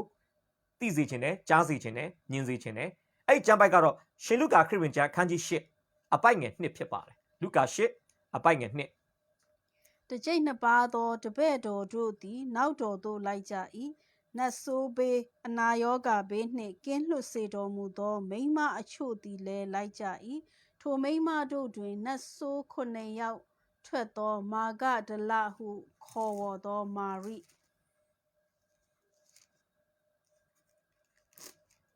ပြီးလား3မှာဖတ်လိုက်ပါ3ထိပါလိုက်မယ်ဟေရုမင်းဤစားတော်ကဲခုဇဤမယားယောဟန္နာနှင့်ရှုရှနမှစ၍မိမိဥစ္စာကိုလှူ၍ကိုရောကိုလှုပ်ကြွေးသောအခြားမိန်းမအများပါကြ၏ဒါကြောင့်အချံအယံတော်လို့ပြောတဲ့အထဲမှာဒီလုကာ8နှစ်ကနေ2နဲ့3မှာပါတဲ့အဖွဲတွေဖြစ်နိုင်ခြေရှိတယ်လို့တော့ကျွန်တော်မြင်ပါတယ်ပြောချင်တာခရစ်တော်နဲ့ရင်းရင်းနှီးနှီးနေတဲ့ညီကိုမောင်နှမတွေပေါ့နော်သူရဲ့ကျွန်တော်ထင်တယ်အဲ့ဒီခရစ်တော်ရဲ့ဒေသဆိုင်ကြွချီတဲ့အခါမှာအဝိရှော်ထမင်းချက်ရိုင်းပင်းကူညီတဲ့အဖွဲ့တွေအများကြီးပါလိမ့်မယ်အုပ်စုတစုတမန်တော်12ပါးအပြင်ဒီအုပ်စုတစုအများတန်းပါလိမ့်မယ်အဲ့ထက်မှာအမျိုးသမီးတွေပါတယ်တပည့်တော်တွေ12ပါးနဲ့အရှင်ရှုကိုချက်ကျွေးပါလိမ့်မယ်နော်သူတို့ကူပေါ်လောင်ဖက်အနေနဲ့သူတို့လိုက်ပါလာတဲ့သူတွေဒီအုပ်စုတွေဖြစ်မယ်လို့ကျွန်တော်မြင်ပါတယ်သူတို့ကဘာလာမေးလဲကိုရောစောကပြောသွားတဲ့မျိုးစေ့ကျဲခြင်းဥပမာထဲမှာပါတဲ့အကြောင်းအရာတွေကဘာတွေလဲကိုတော့သူတို့မေးပါလိမ့်မယ်မျိုးစေ့ကဘာလဲကိုတော့ညီကြီးကလမ်းမြေဆိုတာဘာလဲကြောက်ပေါ်တဲ့ညီဆိုတာဘာလဲစူးပင်တွေမှာမျိုးစေ့ကျတယ်ဆိုတာဘာကိုဆိုလိုတာလဲ ကောင်းသောမြေဆိုတာဘာလဲဆိုသူတို့မေးပါလိမ့်မယ်အဲ့ခါမှာအရှင်ရှုကသူတို့မေးမြန်းချက်ပေါ်မှာအရှင်ရှုကဘာလုပ်လဲဆိုရင်အဖြေပေးတာပဲဖြစ်ပါတယ်ကျွန်တော်ကြည့်ရအောင်နော်အပိုက်ငယ်73 74ဖတ်ပေးပါသင်တို့သည်ဤဥပမာကိုမျှနားမလည်လျှင်ဥပမာရှိသည်မျှတို့ကိုအဘယ်သို့နားလည်ကြမည်နည်းမျိုးစေ့ကျဲသောသူသည်တရားစကားကိုကျဲ၏ရပြီနံပါတ်1မှာကျွန်တော်ပြောသွားတယ်နံပါတ်1ကဥပမာစကားမာကု4 1ကနေ9နံပါတ်2ကတော့အနက်အတိတ်ပဲမာကု4 10ကနေ20ဒီမာကု4အပိုက်ငယ်1ကနေ9ကဘာနဲ့သွားတူလဲဆိုရင်ကျွန်တော်ကျမ်းစာဖတ်တိုင်းမှာကျွန်တော်တို့ဟာလာနားလည်နေတဲ့အရာတစ်ခုရှိတယ်အဲ့ဒါဘာလို့ဆိုရင်ကျမ်းစာကဘာပြောလဲမာကု4 1ကနေ9အတွင်းမှာအရှင်ရှုပြောသွားတဲ့ဥပမာစကားသည်ကျမ်းစာကဘာပြောလဲဆိုတဲ့အမှုအရာကိုဆိုလိုတာဖြစ်ပါတယ်မာကု4 10ကနေ20ကတော့ဘာကိုဆိုလိုတယ်လဲဆိုတဲ့အပိုင်းပဲဖြစ်ပါတယ်မိတ်ဆွေကျမ်းစာကိုအပေါ်ယံဖတ်ရင်ကျမ်းစာကဘာပြောတယ်လဲဆိုတာကိုမိတ်ဆွေနားလည်ပါလိမ့်မယ်ကျွန်တော်မြန်မာလိုကျမ်းစာဖတ်ရင်မြန်မာစာတတ်တဲ့သူတိုင်းဟာကျမ်းစာကဘာပြောတယ်လဲဆိုတာကိုအရောက်တိုင်းနားလဲတယ်ဒါပေမဲ့မြန်မာစာဖတ်တတ်တဲ့သူတိုင်းနားမလဲတဲ့အရာတစ်ခုကတော့ကျမ်းစာကဘာကိုဆိုလိုတယ်လဲဆိုတဲ့အရာဖြစ်ပါတယ်ဒါကျွန်တော်နေ့စဉ်ကျမ်းစာဖတ်တဲ့အခါမှာကျမ်းစာကဘာပြောတယ်လဲဆိုတာထက်ကျမ်းစာကဘာကိုဆိုလိုတယ်လဲဆိုတာကိုကျွန်တော်တို့သဘောပေါက်ဖို့အမတန်မှအရေးကြီးပါတယ်များစွာသောပရိသတ်တွေကိုအရှင်ရှုများစွာသောဆုံးမဩဝါဒပေးတဲ့အစိတ်အပိုင်းသည်ကျမ်းစာကဘာပြောတယ်လဲဆိုတဲ့အစိတ်ပိုင်းဖြစ်ပါတယ်စိတ်ကြွယ်ရာအရက်မှာတမန်တော်12ပါးနဲ့အချမ်းရံတော်တွေလာမေးတဲ့အရာကိုအရှင်ရှုအဖြေပေးတဲ့အမှုရာကတော့ဘာကိုဆိုလိုတယ်လဲဆိုတဲ့အရာပဲဖြစ်ပါတယ်ဒါကြောင့်ချစ်တော်မိတ်ဆွေကျမ်းစာဘလောက်ပဲဖတ်ကျမ်းစာကဘာကိုဆိုလိုတယ်လဲဆိုတာကိုမိတ်ဆွေမသိဘူးဆိုရင်ကျမ်းစာမဖတ်တဲ့ကဲ့သို့မိတ်ဆွေနဲ့ကျွန်တော်ကဖြစ်နေမှာဖြစ်ပါတယ်ကျမ်းစာမဖတ်တဲ့သူကတော့ကျမ်းစာမဖတ်တော့ကြောင့်ဘာကိုဆိုလိုတယ်လဲဆိုတာကိုမသိတဲ့သူဖြစ်ပြီးတော့မိတ်ဆွေနဲ့ကျွန်တော်ကတော့ကျမ်းစာကဘာကိုဆိုလိုတယ်လဲဆိုတာကိုမသိရင်ကျမ်းစာကဘာပြောတယ်လဲဆိုတာမျှသာသိပြီးတော့ကျမ်းစာကဘာကိုဆိုလိုတယ်လဲဆိုတာကိုမသိတဲ့ကျမ်းစာကိုဖတ်ဤတလုံးမှနားမလဲတလုံးမှသဘောမပေါက်ဆိုတဲ့အဆင့်မှာပဲရှိနေမှာဖြစ်ပါတယ်တချို့ကတော့မဖတ်လို့နားမလဲတာတချို့ကတော့ဖတ်ရဲ့သားနဲ့နားမလဲတာဒါကြောင့်မဖတ်လို့မသိတဲ့သူနဲ့ဖတ်ပြီးမသိတဲ့သူတကယ်တော့အတူတူပဲဖြစ်ပါတယ်ဖခင်သခင်ကကျမ်းစာဖတ်ပြီးကျမ်းစာရဲ့ဆိုလိုရင်းအဓိပ္ပာယ်ကိုနားလည်တဲ့ခရိယန်တယောက်ကျွန်တော်တို့ကိုဖြစ်စေချင်တာဖြစ်ပါတယ်တပည့်တော်တွေလို့ဒါကြောင့်တရားဟောဆရာကြီး WYSP ကဘာပြောဘူးလဲဆိုရင်ကျွန်တော်တို့တဲ့နော်ဒီမြေကြီးနဲ့နီးကပ်တဲ့အပေါ်ယံမှာရှာဖွေမယ်ဆိုရင်တော့တဲ့လွယ်ကူကူနဲ့အချိန်တူအတွင်းမှာကောက်ရိုးတွေကိုလွယ်ကူကူနဲ့ရှာဖွေတွေ့ရှိနိုင်တယ်တစ်သားတွေကိုလည်းရှာဖွေတွေ့ရှိနိုင်တယ်မျက်ခြောက်တွေကိုလည်းရှာဖွေတွေ့ရှိနိုင်တယ်ဆိုလို့ရှိရင်တစ်သားတို့ကောက်ရိုးတို့မျက်ခြောက်တို့ဆိုတာမြေကြီးရဲ့အပေါ်ယံမှာရှိတဲ့အရာဝတ္ထုပစ္စည်းတွေဖြစ်ပါတယ်သူကပြောချင်တာပါလေကျမ်းစာကိုပါလေးပေါ့ဗျာကျမ်းစာကိုသဘောတရားအရာခရိယန်တရားဟောကျမ်းစာဖတ်ရမယ်ဆိုတဲ့အတိလေးတစ်ခုထဲနဲ့ကျမ်းစာကိုအပေါ်ယံလေးရှက်ပြီးဖတ်မယ်ဆိုရင်ကောက်ရိုးတစ်သားမျက်ခြောက်နဲ့အလားသဏ္ဍာန်တူတဲ့ကျမ်းစာမှာအပေါ်ယံဖော်ပြထားတဲ့နေရာဒေသတွေကိန်းကနန်းတွေကျမ်းစာထဲကအယောင်တွေကျမ်းစာထဲကအဖြစ်အပျက်တွေဒီလောက်ပဲမိတ်ဆွေသိမှာဖြစ်ပါတယ်။နောက်သူကဘာပြောလဲဆိုရင်ကျမ်းစာကိုတဲ့နက်ရှိုင်းလေ့လာမယ်ဘာကိုဆိုလိုတယ်လဲဆိုတာကိုသိအောင်လုပ်မယ်ဆိုရင်တော့တဲ့ဘာနဲ့သွားတူလဲဆိုရင်မြေကြီးကိုစက္ကရိယာအနေနဲ့တူးဖော်ပြီးတော့မှဟလာမြေကြီးအောက်ကိုဟလာဆင်းသွားတဲ့အခါမှာမြေကြီးအောက်မှာတန်ဖိုးကြီးမားတဲ့ရွှေတွေငွေတွေကြောက်ကောင်းကြောက်မြတ်တွေကိုတူးဖော်တွေ့ရှိတယ်လို့ပဲတဲ့ကျမ်းစာကိုအချိန်ပိုပေးတဲ့သူတွေအဖိုးကပေးပြီးဖတ်တဲ့သူတွေကျမ်းစာကိုလုံလဝရိယရှိနဲ့လေ့လာတဲ့သူတွေဟာတမန်ကျမ်းစာထဲမှာရှိတဲ့နက်နေတဲ့တမန်တရားအမတမတန်ဖိုးကြီးမားတဲ့ဟာလာဖွက်ထားတဲ့ဗန္ဒာကဲ့သို့ဖြစ်နေတဲ့နက်နေတဲ့အရာတွေကိုကျွန်တော်တို့ကဒူးဖော်ရှာဖွေနိုင်မှာဖြစ်ပါတယ်ဒါကြောင့်ကျမ်းစာကိုအပေါ်ယံဖတ်ရင်အပေါ်ယံပဲသိလိမ့်မယ်ကျမ်းစာကိုအချိန်ပေးပြီးတော့ အဖိုးခပေးပြီးတော့စိတ်အားထက်သန်မှုအပြည့်နဲ့လောက်လာဝရိယစိုက်ထုတ်ပြီးတော့လေ့လာမယ်ဆိုရင်တော့တမန်ကျမ်းစာရဲ့အနှစ်သာရရှိတဲ့တကယ်ဖယားသခင်ကျွန်တော်တို့ကိုပေးသိစေခြင်းနဲ့နဲ့နေတဲ့တမန်တရားတွေကိုကျွန်တော်တို့ဖော်ထုတ်ရှာဖွေတွေးရှိပြီးတော့မှကျင့်ဆောင်နိုင်မယ်ဆိုတာကျွန်တော်ဒီနေ့ဖော်ပြပေးခြင်းပါတယ်တပည့်တော်တွေဟာကျမ်းစာကိုအပေါ်ယံမျှတာကြားချင်တော်သူများမဟုတ်ဘဲနဲ့တမန်ကျမ်းစာကိုကျမ်းစာကဘာပြောတယ်လဲဆိုတဲ့အဆင့်လောက်နဲ့ပဲရောက်ရဲတင်းတိမ်တော်သူများမဟုတ်ဘဲနဲ့တပည့်တော်များသည်ကျမ်းစာကဘာပြောတယ်လဲဆိုတဲ့အနေအထားကနေကျမ်းစာကဘာကိုဆိုလိုတယ်လဲဆိုတဲ့အနေအထားကိုတက်လှမ်းဖို့ရန်အတွက်သူတို့ဒီအရှင်ယေရှုစီထပ်မံတိုးဝင်ချီးကပ်ပြီးတော့မှမေးမြန်းတဲ့သူတွေဖြစ်တယ်ဆိုတာကိုကျွန်တော်ဖော်ပြပေးချင်ပါတယ်ဒါဆိုရင်ကျွန်တော်တို့စက်ကြည့်ရအောင်နော်စက်ကြည့်ရအောင်ဆိုတော့ကျွန်တော်ရဲ့ဒုတိယပိုင်းမှာဆက်စောကပထမပိုင်းမှာလည်းကျွန်တော်ပြောပြီးသွားပါပြီကျဲသောသူအတိအကျဖော်ပြထားခြင်းမရှိပါဆက်စောကပြောတဲ့အတိုင်းပဲခုကျွန်တော်ပြောပြရစီမျိုးစေ့ကျဲတဲ့သူဟာဘယ်သူဘယ်ဝါဖြစ်ပါလဲလို့ကျမ်းစာကမဖော်ပြတဲ့အတွက်ကြောင့်မျိုးစေ့ကျဲသောသူကိုမျိုးစေ့ကျဲသောသူလို့ပဲကျွန်တော်ထားလိုက်ရအောင်ကောင်းကင်တမန်လားသားတော်ယေရှုခရစ်တော်လားတာရှင်သောဝိညာဉ်တော်လားတရားဟောဆရာတပါးပါလားအတိအကျမပြောဘူးဖြစ်နိုင်ရရှိတာကတော့နှုတ်ကပတ်တော်ဝင်ငှတဲ့တစုံတယောက်သောသူကိုယဉ်ညွန်းတာဖြစ်ပါတယ်ဟုတ်နော်ဒီ21ရာစုခေတ်အတွက်ဆိုကျွန်တော်တို့သင်အုပ်ဆရာတွေလည်းဖြစ်နိုင်တယ်နော်သုံးလသင်တန်းဆင်းတွေလည်းဖြစ်နိုင်တယ်အချိန်ပြည့်ဓမ္မဝင်ဆောင်များစွာမကနှုတ်ကပတ်တော်ကိုဝေငှကြားပြောနေတဲ့အဘယ်မီသောယုံကြည်သူမဆိုသည်မျိုးစေ့ကျဲသောသူနေရာမှာရှိနိုင်တယ်ဆိုတာကျွန်တော်ဖော်ပြပေးခြင်းပါတယ်ကဲကျဲသောအရာကိုအရှင်ယေရှုကတော့အတိအကျဖော်ပြပါတယ်မျိုးစေ့ကျဲသောသူသည်တရားစကားကိုကျဲ၏တဲ့ဒါကြောင့်မျိုးစေ့ညီမျှခြင်းတရားစကားမျိုးစေ့ညီမျှခြင်းနှုတ်ကပတ်တော်မျိုးစေ့ညီမျှခြင်းဖယားသခင်ရဲ့စကားတော်လို့ကျွန်တော်တို့အဓိပ္ပာယ်ဖွင့်ဆိုလို့ရတာဖြစ်ပါတယ်ဒါဆိုရင်မျိုးစေ့ရပါလေမျိုးစေ့ကနှုတ်ကပတ်တော်ဖြစ်ပါတယ်မျိုးစေ့ရပါလေမျိုးစေ့ကတရားစကားဖြစ်ပါတယ်ဒါဆိုရင်ကျဲသောနေရာစောစောကျွန်တော်ကြားခဲ့ပြီပထမပိုင်းမှာလမ်းပေါ်မှာကျဲတယ်မြေတိမ်ပြီးကြောက်ပေါ်တဲ့နေရာမှာကျဲတယ်စူးပင်တို့တွင်ကျဲတယ်ကောင်းသောမြေမှာကျဲတယ်အဲ့ဒါကတော့ယေရှုခရစ်တော်ဖခင်ကဘာပြောလဲဆိုရင်ကျွန်တော်ကြည့်ရအောင်နော်အပိုက်ငယ်15ဖတ်ပေးပါမာကု4အပိုက်ငယ်15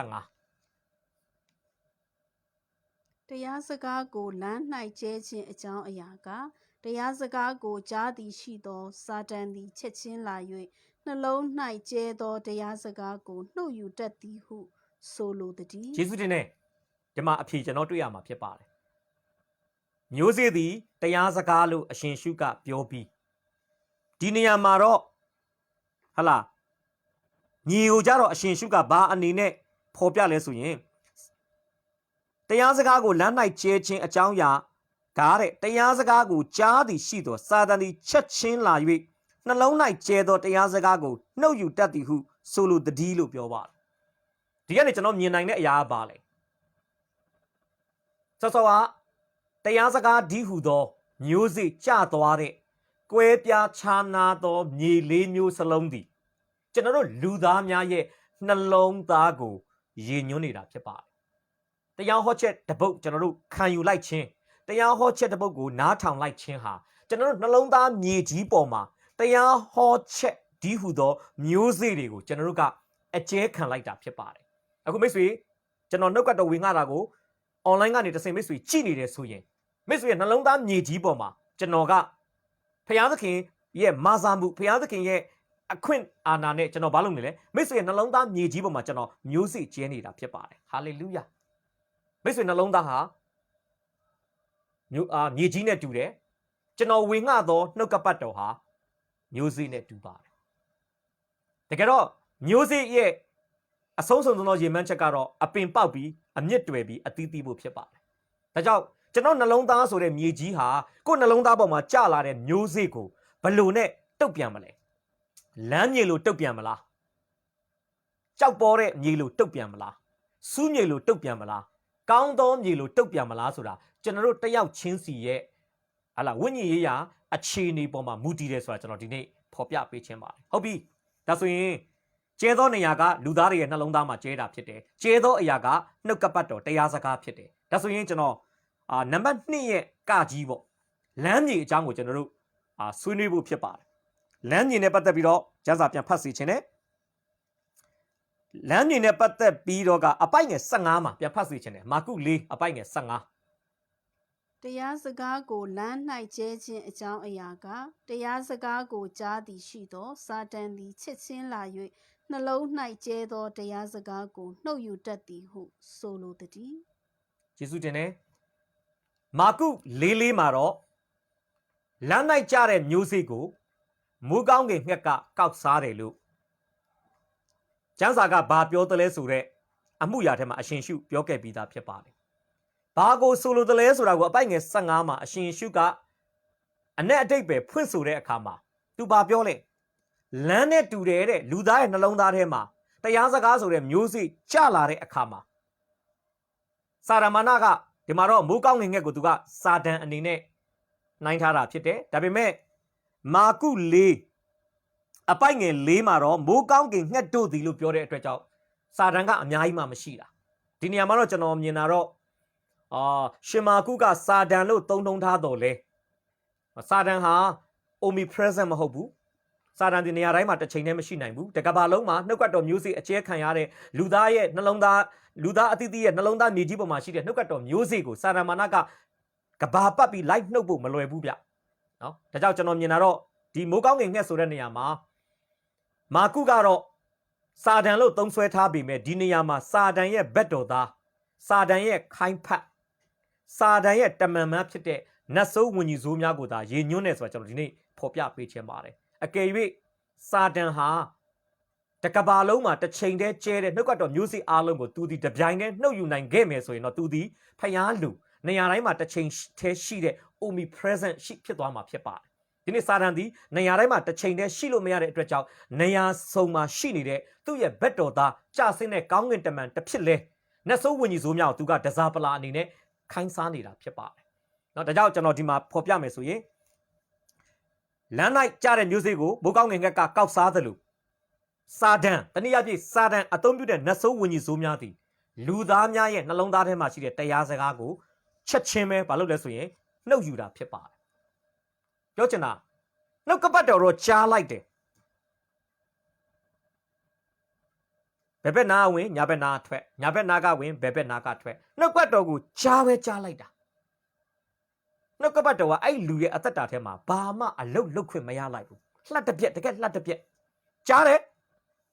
ပွဲပြီးမိသေးပွဲပြီးကြရက်မဟုတ်ဘူးကြားပြီးသွားတာမျိုးဒါကြောင့်ကျွန်တော်ပြောချင်တာ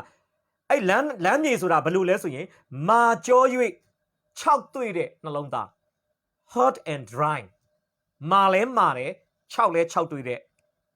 လူသားရဲ့နှလုံးသားနှုတ်ကပတ်တော်ကဘာမှအလုတ်လုပ်လို့မရဘူးနှုတ်ကပတ်တော်ကြားပဲကြားတယ်နှုတ်ကပတ်တော်သူ့အထဲမှာဘာမှနေရာယူလို့မရဘူးတတ်ဆွဲလို့မရဘူးအခြေကုပ်လို့မရဘူးအဲ့လိုလူမျိုးကိုပြောတာဖြစ်ပါတယ်အဲ့ဒါတော့ကျွန်တော်ဘယ်လိုဖော်ပြလဲဆိုရင်လမ်းမြေလို့နှလုံးသားပိုင်ရှင်တွေကကယ်တင်ခြင်းမရောက်တဲ့အပြစ်သားတွေပဲဖြစ်ပါတယ်ဧဝံဂေလိတရားကိုချိန်ဖန်များစွာကြားပါလိမ့်မယ်ဒါပေမဲ့အမြင့်မတွယ်ဘူးစာရန်ကောက်စားသွားတာနတ်ဆိုးကကောက်စားသွားတာကျမ်းစာသင်တန်းတွေတက်တယ်နားထောင်တယ်ကျမ်းစာသင်ပေးတဲ့ဆရာကိုလည်းဖော်ဖော်ရွရွဆက်ဆံမယ်ပြီးရင်ပြီးရောပဲငကူလွဲမားတဲ့ယုံကြည်မှုထဲမှာပဲသူဆက်ပြီးအသက်ရှင်မယ်ဗျာလောကသားဆိုလောကသားလိုပဲမယုံကြည်သူဆိုမယုံကြည်သူပဲ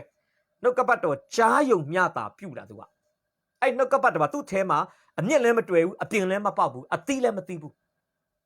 ကျမ်းစာထဲမှာတော့ကျွန်တော်အဲ့ဒီလမ်းမြေနဲ့တူတဲ့နှလုံးသားပိုင်ရှင်တယောက်ကိုပြပါဆိုရင်တမန်တော်ဝတ္ထုခန်းကြီး26အပိုက်ငယ်29ကနေ29အတွင်းမှာတမန်တော်ရှင်ပေါလုရဲ့ပြောင်းလဲတဲ့သက်သေခံချက်ကိုကြားနာခဲ့တဲ့အဂရိပမင်းကြီးကိုကျွန်တော်ကတော့လမ်းမြေဒီဟူသောနှလုံးသားပိုင်ရှင်လို့ကျွန်တော်ဖော်ပြပေးချင်ပါတယ်။မာကျော်ပြီး6တွေ့တဲ့နှလုံးသားပိုင်ရှင်အဂရိပမင်းကြီးအကြောင်းကိုတမန်တော်26 29ကနေ29အတွင်းမှာကျွန်တော်တို့အကျယ်တဝင့်တွေ့ရမှာဖြစ်ပါတယ်။ကျွန်တော်ကြည့်အောင်အဲ့ဒါတမန်တော်26 29ကနေ29အိုအဂရိပမင်းကြီးကိုရောသည်အနာဂတ်ကျမ်းစာကိုယုံတော်မူသလောယုံတော်မူသည်ကိုအကျွန်ုပ်သိပါသည်ဟုလျှောက်၏အဂရိပမင်းကလည်းသင်သည်ဖြာယောင်းသွေးဆောင်သောအဖြစ်ငါသည်ခရိယန်ဖြစ်လူပြီဟုပေါလုအားပြောဆိုလျှင်ပေါလုကကိုရောမှစ၍ယနေ့တွင်အကျွန်ုပ်၏စကားကိုကြားသောသူအပေါင်းတို့သည် ဤတန်ကြိုးကိုထား၍အကျွန်ုပ်ကဲ့သို့သောသူဖြစ်လူသည်သာမကလုံးဖြစ်စေခြင်းငှာဖျားသခင်ကိုအကျွန်ုပ်ဆုတောင်းပါ၏ဟုလျှောက်လေ၏ ယေရှုတင်တယ်ဒီအဖြစ်ကတမန်တော်ရှင်ပေါလုယေရုရှလင်မြို့မှာအဖမ်းခံရပြီးအဲ့ဒီဒေသမှာရှိတဲ့အာနာပိုင်အဖွဲ့အစည်းအဆင့်ဆင့်ရဲ့စစ်ဆေးမေးမြန်းခြင်းတွေကိုခံနေရတဲ့စစ်ကြောခြင်းတွေကိုခံနေရတဲ့အချိန်မှာဖြစ်ပျက်ခဲ့တဲ့အဖြစ်ဖြစ်ပါတယ်ဒီပေါလုရဲ့အမှုဖြစ်စဉ်နဲ့ပတ်သက်ပြီးဆွေးနွေးတဲ့အခါမှာစစ်ဆေးတဲ့အခါမှာပေါလုကသူ့အသက်တာပြောင်းလဲလာတဲ့အကြောင်းကိုဒီတမန်တော်ဝတ္ထုခန်းကြီး26အပိုင်ငယ်1ကနေကျွန်တော်စဖတ်မယ်ဆိုရင်ဆက်စောကျွန်တော်တို့ဟာလာဖတ်သွားတဲ့20ခုမတိုင်ခင်တမန်တော်26အထိကျွန်တော်တွေ့ရမှာဖြစ်ပါတယ်ဆိုတော့ဒီအဖြစ်တောက်လျှောက်တမန်တော်ရှင်ပေါလုကဘာလုပ်လဲသူဘလို့ပြောင်းသူ့ရဲ့မပြောင်းလဲခင်အသက်တာသူပြောင်းလဲလာတဲ့ပုံစံ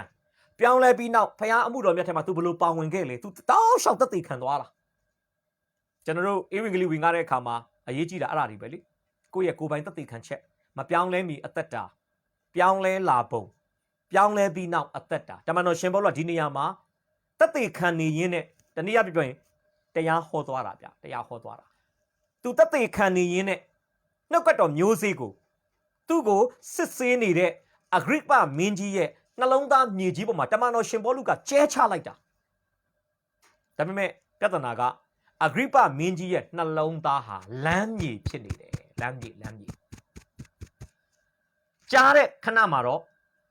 နားအရသာရှိလိမ့်မယ်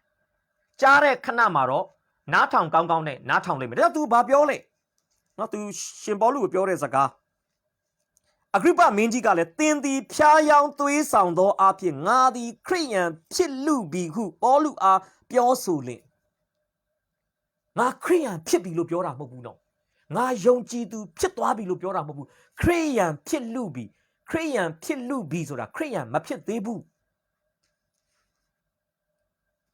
သူ့နှလုံးသားမြေကြီးပေါ်မှာပေါလုရဲ့သက်သေခံချက်ကနေတစ်ဆင့်နှုတ်ကတော်မျိုးစေ့ချတယ်ပေါလုကလည်းပြောတယ်လေခရိယန်သူဒီမှာပေါလုပြောတဲ့စကားကျွန်တော်ဖတ်ပြမယ်နော်ဤတန်ကြိုးကိုထား၍အကျွန်ုပ်ကဲ့သို့သောသူဖြစ်လူသည်သာမကခရိယန်ဖြစ်လူသည်သာမကခရိယန်လုံးဖြစ်စေခြင်းကဖခင်ကိုဆုတောင်းတယ်လို့ရှင်ပေါလုကပြောတာအဲကျွန်တော်ပြောမယ်နော်ခရိယန်ဖြစ်လူတာကခရိယန်ဖြစ်တာမဟုတ်ဘူးခရိယန်တွေနဲ့ဘလောက်ခင်ခရိယန်တွေလူဘလောက်ပဲပထနာတော်တွေရွတ်နိုင်ဖခင်เจ้าတွေဘလောက်ပဲလိုက်ခရိယန်တွေနဲ့အတူတူကရစင်းဘလောက်ပဲထွက်တချို့ဆိုခရိယန်တွေနဲ့အတူတူဘူးမသိဘာမသိပွဲတော်တွေလိုက်စားခရိယန်တွေနဲ့အတူနှစ်ချင်းတွေလိုက်ခံဒါပေမဲ့ခရိယန်ဖြစ်လူဖြစ်ခင်အနေအထားတိရောက်အောင်တော့နှလုံးသားကလမ်းမြေလို့ဟာလားမာကြောပြီး6တွေ့နေမယ်ဆိုရင်အချီးနီးလို့ကျွန်တော်ဒီနေ့ပြောပြချင်ပါတယ်အဂရိပမင်းကြီးဒီကျမ်းစာရဲ့အထောက်အထားအရာသူဒီမပြောင်းလဲသောကြောင့်အဂရိပမင်းကြီးယခုငရဲမှာရှိနေမှာဖြစ်ပါတယ်ငရဲမှာရှိနေမှာဖြစ်ပါတယ်သူမပြောင်းလဲဘူးခရိယန်ဖြစ်တာမဟုတ်ဘူးနော်ခရိယန်ဖြစ်လူတာပဲဖြစ်တယ်ဒီမြန်မာပြည်မှာပဲဖြစ်ကဘာနဲ့အဝမ်းမှာဒီလိုလူသားတွေအများကြီးပါဒါကြောင့်ကျွန်တော်ဖော်ပြပေးချင်တာလမ်းမြေလိုလူတွေကမပြောင်းလဲဘူးနော်မပြောင်းလဲဘူးလမ်းမြေနှုတ်ကပတ်တော်ချက်ချင်းခံယူတယ်ဒါပေမဲ့ချက်ချင်းပဲသူနှလုံးသားထဲမှာရှိတဲ့နှုတ်ကပတ်တော်မျိုးစေ့ကိုစာတန်ကချက်ချင်းပြန်ကောက်သွားတယ်ကျွန်တော်ပြောပြီးပြီလေပွဲပြီးမိသေးကျမ်းစာသင်တန်းတက်တဲ့အချိန်မှာတော့နားထောင်ကောင်းနဲ့နားထောင်လိုက်တာပြောင်းလဲခြင်းတလူတောင်ဖြစ်သွားတယ်ကျမ်းစာသင်တန်းလဲပြီးကောငကိုကိုးကွယ်မှုငကိုယုံကြည်မှုဒုံရင်မထူးမခြားနာအဲ့ဒါကလမ်းမြေဖြစ်ပါတယ်ဒီနေ့ကြည့်ရှုနေတဲ့ပိဋကတ်ရဲ့ဟလာအတွေ့အကြုံထဲမှာပေါ့လမ်းမြေလိုလူသားတွေဘယ်နှယောက်များရှိလဲမိတ်ဆွေမိသားစုထဲမှာလဲလမ်းမြေပိုင်ရှင်နှလုံးသားပိုင်ရှင်တွေရှိနိုင်တယ်မိတ်ဆွေနှုတ်ကတော်မျိုးစေ့သွားကျဲတဲ့အချိန်မှာလဲလမ်းမြေလိုလူတွေနဲ့မိတ်ဆွေကြုံခဲ့ရနိုင်တယ်ဆိုတာကျွန်တော်ဒီနေ့ဖော်ပြပေးချင်ပါတယ်နော်ကျွန်တော်ကြည့်ရအောင်ဒုတိယကတော့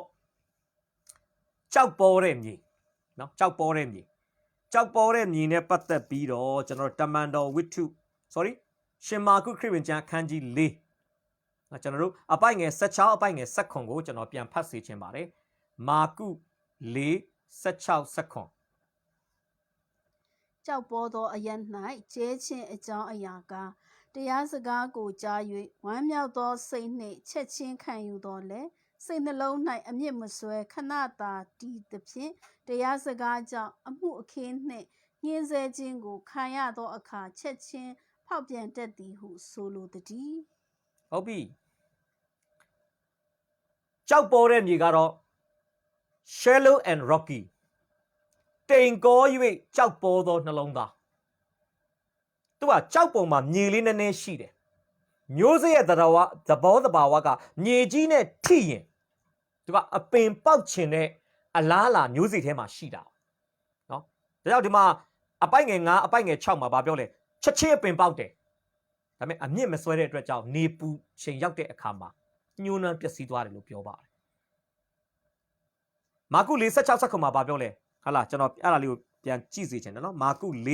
4အပိုင်ငယ်16နဲ့19မှာတမန်ကျမ်းစာကဘာပြောလဲဆိုရင်တရားစကားကိုကြားတဲ့အခါမှာဝမ်းမြောက်တဲ့စိတ်နဲ့ချက်ချင်းခံယူတယ်နှုတ်ကတော်ကြားတာကြားလို့မဝနိုင်ပါကြားလို့မဝနိုင်ပါပြန်ပြောပေးပါနားထောင်လို့အရန်ကောင်းတယ်နားထောင်လို့အရန်ကောင်းတယ်နှုတ်ကတော်ကြားတဲ့အခါမှာစိတ်ထဲမှာအရန်ကိုခြေနှက်တယ်အရန်ကိုဝမ်းမြောက်တယ်အရန်ကိုအားရတယ်ဒါပေမဲ့အဲ့နှုတ်ကပတ်တော်ကြောင့်တစုံတစ်ခုသောနှိပ်စက်ညှဉ်းပန်းခြင်းတွေနဲ့ဒီမှာတော့ပါတယ်နိတရားစကားကြောင့်အမှုအခင်းနဲ့ညှင်းဆဲခြင်းကိုခံရသောအခါချက်ချင်းဖောက်ပြန်တတ်၏နှုတ်ကပတ်တော်ကိုလွယ်လွယ်ကြားတယ်လွယ်လွယ်လက်ခံတယ်လွယ်လွယ်နဲ့ဝမ်းမြောက်တယ်လွယ်လွယ်နဲ့ခြေနှက်တယ်ဒါပေမဲ့တရားစကားကြောင့်ညှင်းဆဲခြင်းတွေနှိပ်စက်ခြင်းတွေရောက်လာတော့မယ်ဆိုတဲ့အခါမှာအဲ့တရားစကားကိုနှလုံးသားထဲမှာနေရာမပေးတော့ဘဲနဲ့တရားစကားဟာနှလုံးသားထဲမှာကြက်ပြောက်ငှက်ပြောက်ပျောက်သွားတတ်တဲ့လူစားမျိုးဖြစ်ပါတယ်အဲ့ဒါကဘယ်လိုလူစားဆိုရင်ကြောက်ပေါ်သောမြေတနည်းအားဖြင့်တိမ်ကော၍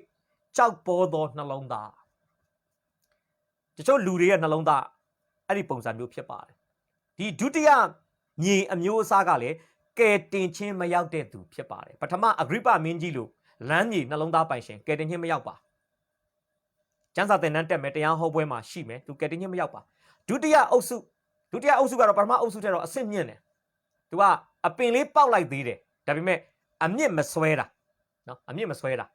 စောပထမအုပ်စုကတော့အပင်တောင်ပေါက်ခွင့်မရတာဒုတိယအုပ်စုကတော့နှုတ်ကပတ်တော်နဲ့ပတ်သက်တဲ့အရာသာကိုကောင်းကောင်းသိတယ်တရားစကားကြားရတာအရန်ဂျင်းနဲ့ဆရာကောင်းတယ်အရန်ဝမ်းမြောက်ဆရာကောင်းတယ်အရာသာရှိလိုက်တာဟာလားမင်္ဂလာဖြစ်လိုက်တာဟာလားသူကဘ ഹു တုဒတစ်ခုကိုစီးပူးတယ်လို့မျိုးတချို့မယုံကြည်သူတွေကျွန်တော်မြင်ဘူးတယ်ဗျကျွန်တော်တရားဟောတာတွေကိုသူတို့နားထောင်ပြီးတဲ့အခါမှာကျွန်တော်တို့ဘာလာပြောလဲဆရာဝေငှသွားတာအရန်ကောင်းတယ်သဘောလည်းအရန်ကျတယ်ဒါပေမဲ့သူတို့လက်ခံလားဆိုလက်မခံဘူးတော့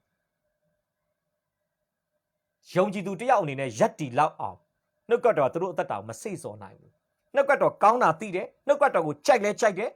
နှုတ်ကတော်ကိုကြိုလဲကြိုဆိုတယ်ဒါပေမဲ့နှုတ်ကပတ်တော်နဲ့ပတ်သက်ပြီးတမန်တရားပေါ်မှာပြတ်သားစွာယက်တီချင်းအဖြစ်အိမ်ကမောင်းချခံရမှာတွေတမန်တရားကိုလက်ခံလိုက်ခြင်းအဖြစ်ဇနီးတဲ့နဲ့သို့မဟုတ်ခင်မွန်းတဲ့နဲ့ပြဿနာဖြစ်မှာတွေမိဘနဲ့ပြဿနာဖြစ်မှာတွေသားသမီးတွေနဲ့အငင်းဒါတွေသူတို့မလို့ချင်းဘူးအဲ့ကြောင့်ဘာလုပ်လဲနှုတ်ကပတ်တော်ကြိုက်ကားကြိုက်ဤတိုးတော်လဲနှုတ်ကပတ်တော်ထဲမှာအသက်တာအနံလောက်တဲ့အထီတော့သူတို့ရှေ့မတိုးလာဘူးအဲ့ဒါဘု து သက်တာမှာတွေ့ရလဲဆိုကျမ်းစာထဲမှာဟေရုမင်းမာကု6အပိုက်ငယ်20ကိုတစ်ချက်လောက်ကြည့်ရအောင်နော်ဟေရုမင်းမှာအဲ့ဒီဇေယိုက်လက္ခဏာကျွန်တော်တို့တွေ့ရမှာဖြစ်ပါတယ်မာကု6အပိုက်ငယ်20သို့တော်လည်းယောဟန်သည်ဖြောင့်မတ်တန်ရှင်းသောသူဖြစ်ကြောင်းကိုဟေရုသည်သိ၍သူ့ကိုကြောက်ရွံ့ယူသည်၏သူ့ကိုလည်းစောင့်မ၏အမှုအရာများတို့၌သူ၏စကားကိုနားထောင်၍ဝမ်းမြောက်သောစိတ်နှင့်လည်းနားထောင်တတ်သည်ဖြစ်သောကြောင့်ထိုမိန်းမသည်အခွင့်မရနိုင်ယေရှုတင်တယ်ဟေရုအကြောင်းကိုကျွန်တော်နည်းနည်းလေးဖော်ပြပေးခြင်းတယ်ဟေရုကကျမ်းစာထဲမှာကြည့်တဲ့အခါမှာအရှင်ယေရှုလူစားတိခံတဲ့အချိန်မှာနှစ်နှစ်အောက်ငယ်တဲ့ကလေးတွေကိုတတ်ခဲ့တာ Herod the Great မဟာဟေရုလို့ခေါ်ပါတယ် အဲ့မဟာဟေရုမှာအခုကျွန်တော်ဒီမှာတွေ့ရတဲ့ဗတ္တိဇံဆရာယောဟန်ရဲ့ဦးခေါင်းကိုနောက်ပိုင်းမှာဖြတ်တဲ့ဟေရုဟာလာဘာတူလဲဆိုရင်အန်တီပနောက်ပိုင်းမှာယာကုပ်ကိုဓာတ်နဲ့ကွပ်မြက်တဲ့ဟေရုအဂရိပဆိုပြီးတော့မှဟေရုရဲ့မျိုးဆက်ရှိတာပေါ့နော်ဒီဟေရုကပြောမယ်ဆိုရင်မဟာဟေရုရဲ့သားတော်တစ်ပါးဖြစ်တယ်တကယ်သူတို့ကမင်းလို့သာပြောမယ်တကယ်တော့သူတို့ကတကယ်ရှင်ဘရင်အစ်စ်တွေမဟုတ်ဘူးသူတို့ကဘာခေါ်မလဲဇော်ဘွားပုံစံမျိုးပဲနော်သူတို့ကကဲတာဘရင်လက်အောက်မှာတာဝန်ထမ်းဆောင်တဲ့ဒေသန္တရခရိုင်တစ်ခုလားမြို့နယ်တစ်ခုကိုအုပ်ချုပ်မင်းလုပ်တဲ့ဘာခေါ်မလဲမြို့စားလူမျိုးဘရင်ခံလူမျိုးအဆင့်တန်းတွေဖြစ်ပါတယ်နော်ဒီဟေရုကသူဘာလုပ်မိလဲဆိုရင်တရက်သောအခါမှာသူ့ညီကိုကျွန်တော်ကျမ်းစာထဲမှာတော့အတိအကျမတွေ့ရပါဘူး။တမိုင်းနောက်ခံအရာဆိုရင်တော့သူ့ညီဖိလိပ္ပုကိုသူကတုတ်တင်ပယ်ရှားပြီးတော့မှဖိလိပ္ပုရဲ့ဇနီးသည်ဟေရောဒိကိုသူကပေါင်းသင်းခဲ့တာဖြစ်ပါတယ်။ဒါကြတော့ဖိလိပ္ပုမှာလည်းအိမ်အောင်ရှိတယ်။ဟေရုမှာလည်းအိမ်အောင်ရှိကြတော်ညာလဲ။နော်အိမ်အောင်ရှင်ကိုစီကမ္မပိုင်ယောက်ျားကမ္မပိုင်မိန်းမရှိတော်ညာလဲ။တို့ဘာလို့လဲဆိုမိမိတို့ရဲ့အိမ်အောင်ဘက်အသီးသီးပေါ်မှာတစ္ဆာဖောက်ပြီးတော့အိမ်အောင်ရှိပြီးသားလူနှစ်ယောက်ကပေါင်းထုတ်တာဖြစ်ပါတယ်။တို့လက်ထပ်ထိမ်းမြလိုက်တာအဲ့ဒီကိစ္စကိုဗတ္တိဇံဆရာယောဟန်ကသူထောက်ပြတယ်နော်ရှင်လုကာခရစ်ဝင်ကျမ်းအခန်းကြီး3အပိုက်ငယ်16ကနေ19-20လုကာ3:19-20တစ်ချက်လောက်ဖတ်ကြည့်ရအောင်နော်လုကာ9:19-20ထို့နောက်စော်ဘွားဟေရုသည်မိမိငယ်ဤခင်ပွန်းဟေရောဒိအကြောင်းမှစ၍မိမိပြုသောဒုစရိုက်အပြစ်ရှိသမျှတို့ကိုယောဟန်သည်ဖော်ပြဆုံးမသောကြောင့်ဟေရုသည်အရင်အပြစ်ရှိသမျှတို့အပေါ်မှာအပြစ်သစ်ကိုထပ်လောင်း၍ယောဟန်ကိုထောင်ထဲမှလှောင်ထား၏ဟုတ်ပြီအိမ်အောင်ရှိထားတဲ့ဟေရုမင်းဟာအိမ်အောင်ရှိတဲ့ဟေရောဒိကိုရဖို့အတွက်သူ့ခမွန်းတဲ့ကိုလောက်ကြံတပ်ဖြတ်တယ်ပြီးတော့သူ့လင်ကိုဖယ်ရှားပြီးသူ့ဇနီးတဲ့ကိုတော်ကောက်တဲ့အခါမှာဓမ္မဝင်ဆောင်တစ်ယောက်ဖြစ်တဲ့ဗတ္တိဇံဆရာယောဟန်ကဒါကြီးကိုမကြိုက်တဲ့အတွက်ကြောင့်နှုတ်ကပတ်တော်နဲ့မညီညွတ်တဲ့အတွက်ကြောင့်ပွင့်လင်းဟေရုမင်းရဲ့အပြစ်ကိုထောက်ပြတာဖြစ်ပါတယ်အပြစ်ကိုဖော်ပြတယ်အနာဘော်ထုတ်ကြတဲ့အခါမှာဟေရုမင်းကဘာဖြစ်လဲကျမ်းစာမှာဟေရုမင်းဟာအရင်အပြစ်ရှိသမျှတို့အပေါ်မှာသူ့မယားကိုပြစ်မှားတဲ့အပြစ်သူ့လင်ကိုတတ်တဲ့အပြစ်အပေါ်မှာအပြစ်တွေကိုထပ်လောင်းတယ်ဆိုတာကယောဟန်ကိုဖမ်းပြီးတော့သူကထောင်သွင်းအကျဉ်းချလိုက်တယ်အဲ့ဒါကလုကာအခန်းကြီး3အပိုက်ငယ်19-20ရဲ့ဖော်ပြချက်ဖြစ်တယ်ကဲမာကု6မှာတော့အဲ့ဒါကိုနောက်ထပ်လုကာမဖော်ပြတဲ့ပုံစံနောက်တစ်မျိုးနဲ့ဖော်ပြတာကိုကျွန်တော်ကြည့်ရအောင်နော်မာကုခရစ်ဝင်ကျမ်းအခန်းကြီး6ကျွန်တော်ဘလောက်ကြည့်မလဲဆိုရင်အဲ့ဒါကတော့ဒီဗတ္တိဇံဆရာယောဟန်သေပြီးမှပြန်ပြောတဲ့အရာပေါ့နော်sorry ဗတ္တိဇံဆရာယောဟန်မဆုံးသေးဘူးဗတ္တိဇံဆရာယောဟန်ဘလို့ဆုံးလဲဆိုတဲ့အကြောင်းကိုဖော်ပြတဲ့အခါမှာရေးသားထားတဲ့အနေအထားဖြစ်ပါတယ်ကျွန်တော်ဗမာကြည့်မလဲဆိုရင်မာကု6အပိုက်ငယ်19-20မာကု6:19-20တစ်ချက်လောက်ကြည့်အောင်အထက်ကဟေရုသည်မိမိငယ်ဖိလိပ္ပု၏ခင်ပွန်းဟေရောဒိကိုသိမ်းယူသဖြင့်ထိုမိန်းမအကြောင်းကြောင့်ဆေလွှတ်၍ယောဟန်ကိုဖမ်းဆီးပြီးလျှင်ထောင်ထဲမှချုပ်နှောင်လေဟုတ်ပြီအဲ့ဒါကစောစောကလုကာ3မှာပါတဲ့အဖြစ်အပျက်ကိုသူကပြန်ပြောနေတာဖြစ်တယ်ဗတ္တိဇံဆရာယောဟန်ကဒီအမှားကိုထောက်ပြတဲ့အတွက်ကြောင့်ဗတ္တိဇံဆရာယောဟန်ကိုဖမ်းပြီးတော့ထောင်ထဲမှာချထားတယ်ဘာတွေဆက်ဖြစ်လဲကြည့်ရအောင်အကြောင်းမူကားယောဟန်ကအရှင်မင်းကြီးသည်ငေတော်ဤခင်ပွန်းကိုမသိမ်းအပ်ဟုဟေရုအားဆိုလေပြီထို့ကြောင့်ဟေရောဒိသည်ယောဟန်ကိုရန်ညှိုးဖွဲ့သဖြင့်တတ်ချင်းငှာအလိုရှိဟေရုမင်းနဲ့အိမ်အောင်ပြုတ်လိုက်တဲ့ဖိလိပ္ပုရဲ့ဇနီးတဲ့ဖြစ်ခဲ့ဘူးတဲ့ဟေရောဒိဟာဒီကိစ္စကြောင့်ယောဟန်ပေါ်မှာအခဲမကြေပဲနဲ့ယောဟန်ကိုတတ်ချင်တယ်နော်ယောဟန်ကိုတတ်ချင်တယ်ရန်ညှိုးဖွဲ့တယ်အပိုက်ငယ်20သို့တော်လည်းယောဟန်သည်ဖြောင့်မတ်တန်ရှင်းသောသူဖြစ်ကြောင်းကိုဟေရုသည်သိ၍သူ့ကိုကြောက်ရွံ့ယူသေး၏သူကိုလည်းစောင့်မ၏အမှုအရာများတို့၌သူ၏စကားကိုနားထောင်၍ဝမ်းမြောက်သောစိတ်နှင့်လည်းနားထောင်တတ်သည်ဖြစ်သောကြောင့် ထိုမိမ့်မသည်အခွင့်မရနိုင် ဟုတ်ပြီတကယ်တော့ဒီမာကု6မှာပါတဲ့အဖြစ်အပျက်ကနောက်ကျောင်းပြန်နေတာနော်ဘာလို့ကျွန်တော်ပြောလဲဆိုရင်အပိုက်ငယ်14မှာနော်ထိုအခါသတင်းတော်ကြော်စောသည်ဖြစ်၍ဟေရုမင်းကြီးသည်ကြားလျင်ဗတ္တိဇံဆရာယောဟန်သည်တေခြင်းမှထမြောက်လေပြီးထို့ကြောင့်တကူးများကိုပြနိုင်သည်ဟုဆို၏ပြီးတော့မှအပိုက်ငယ်19မှာအထက်ကဟေရုသည်မိမိညီဖိလိပ္ပုဤခင်မွန်ဟေရောဒိကိုသိမ်းယူသည်ဖြစ်ထိုမိမအကြောင်းကြောင့်စီလွတ်၍ယောဟန်ကိုဖမ်းဆီးပြီးလေဆိုပြီးနောက်ကျောင်းပြန်လာနော်စောစောကျွန်တော်ဖော်ပြတာရှိပါတယ်ယောဟန်သေပြီးမှဒီအဖြစ်အပျက်ကိုကျမ်းစာပြန်ဖော်ပြတာဆိုတော့ပြောချင်တာကဟေရုကအံ့ဩစရာကောင်းတယ်နော်ယောဟန်ဟောတဲ့တရားဟောချက်တော့ပုံမှန်နားထောင်တယ်ဒါပေမဲ့သူ့မယားကိုပြစ်မှားစရာရှိပြစ်မှားတယ်ယူစရာရှိယူတယ်ကျမ်းစာကိုအရသာရှိရှိနားထောင်တာကတလိုင်းမိမိနှစ်သက်သောဒုစရိုက်ကိုငြိမ်ရည်ရှက်ရည်လုပ်နေတာကတလိုင်းဖြစ်ပါတယ်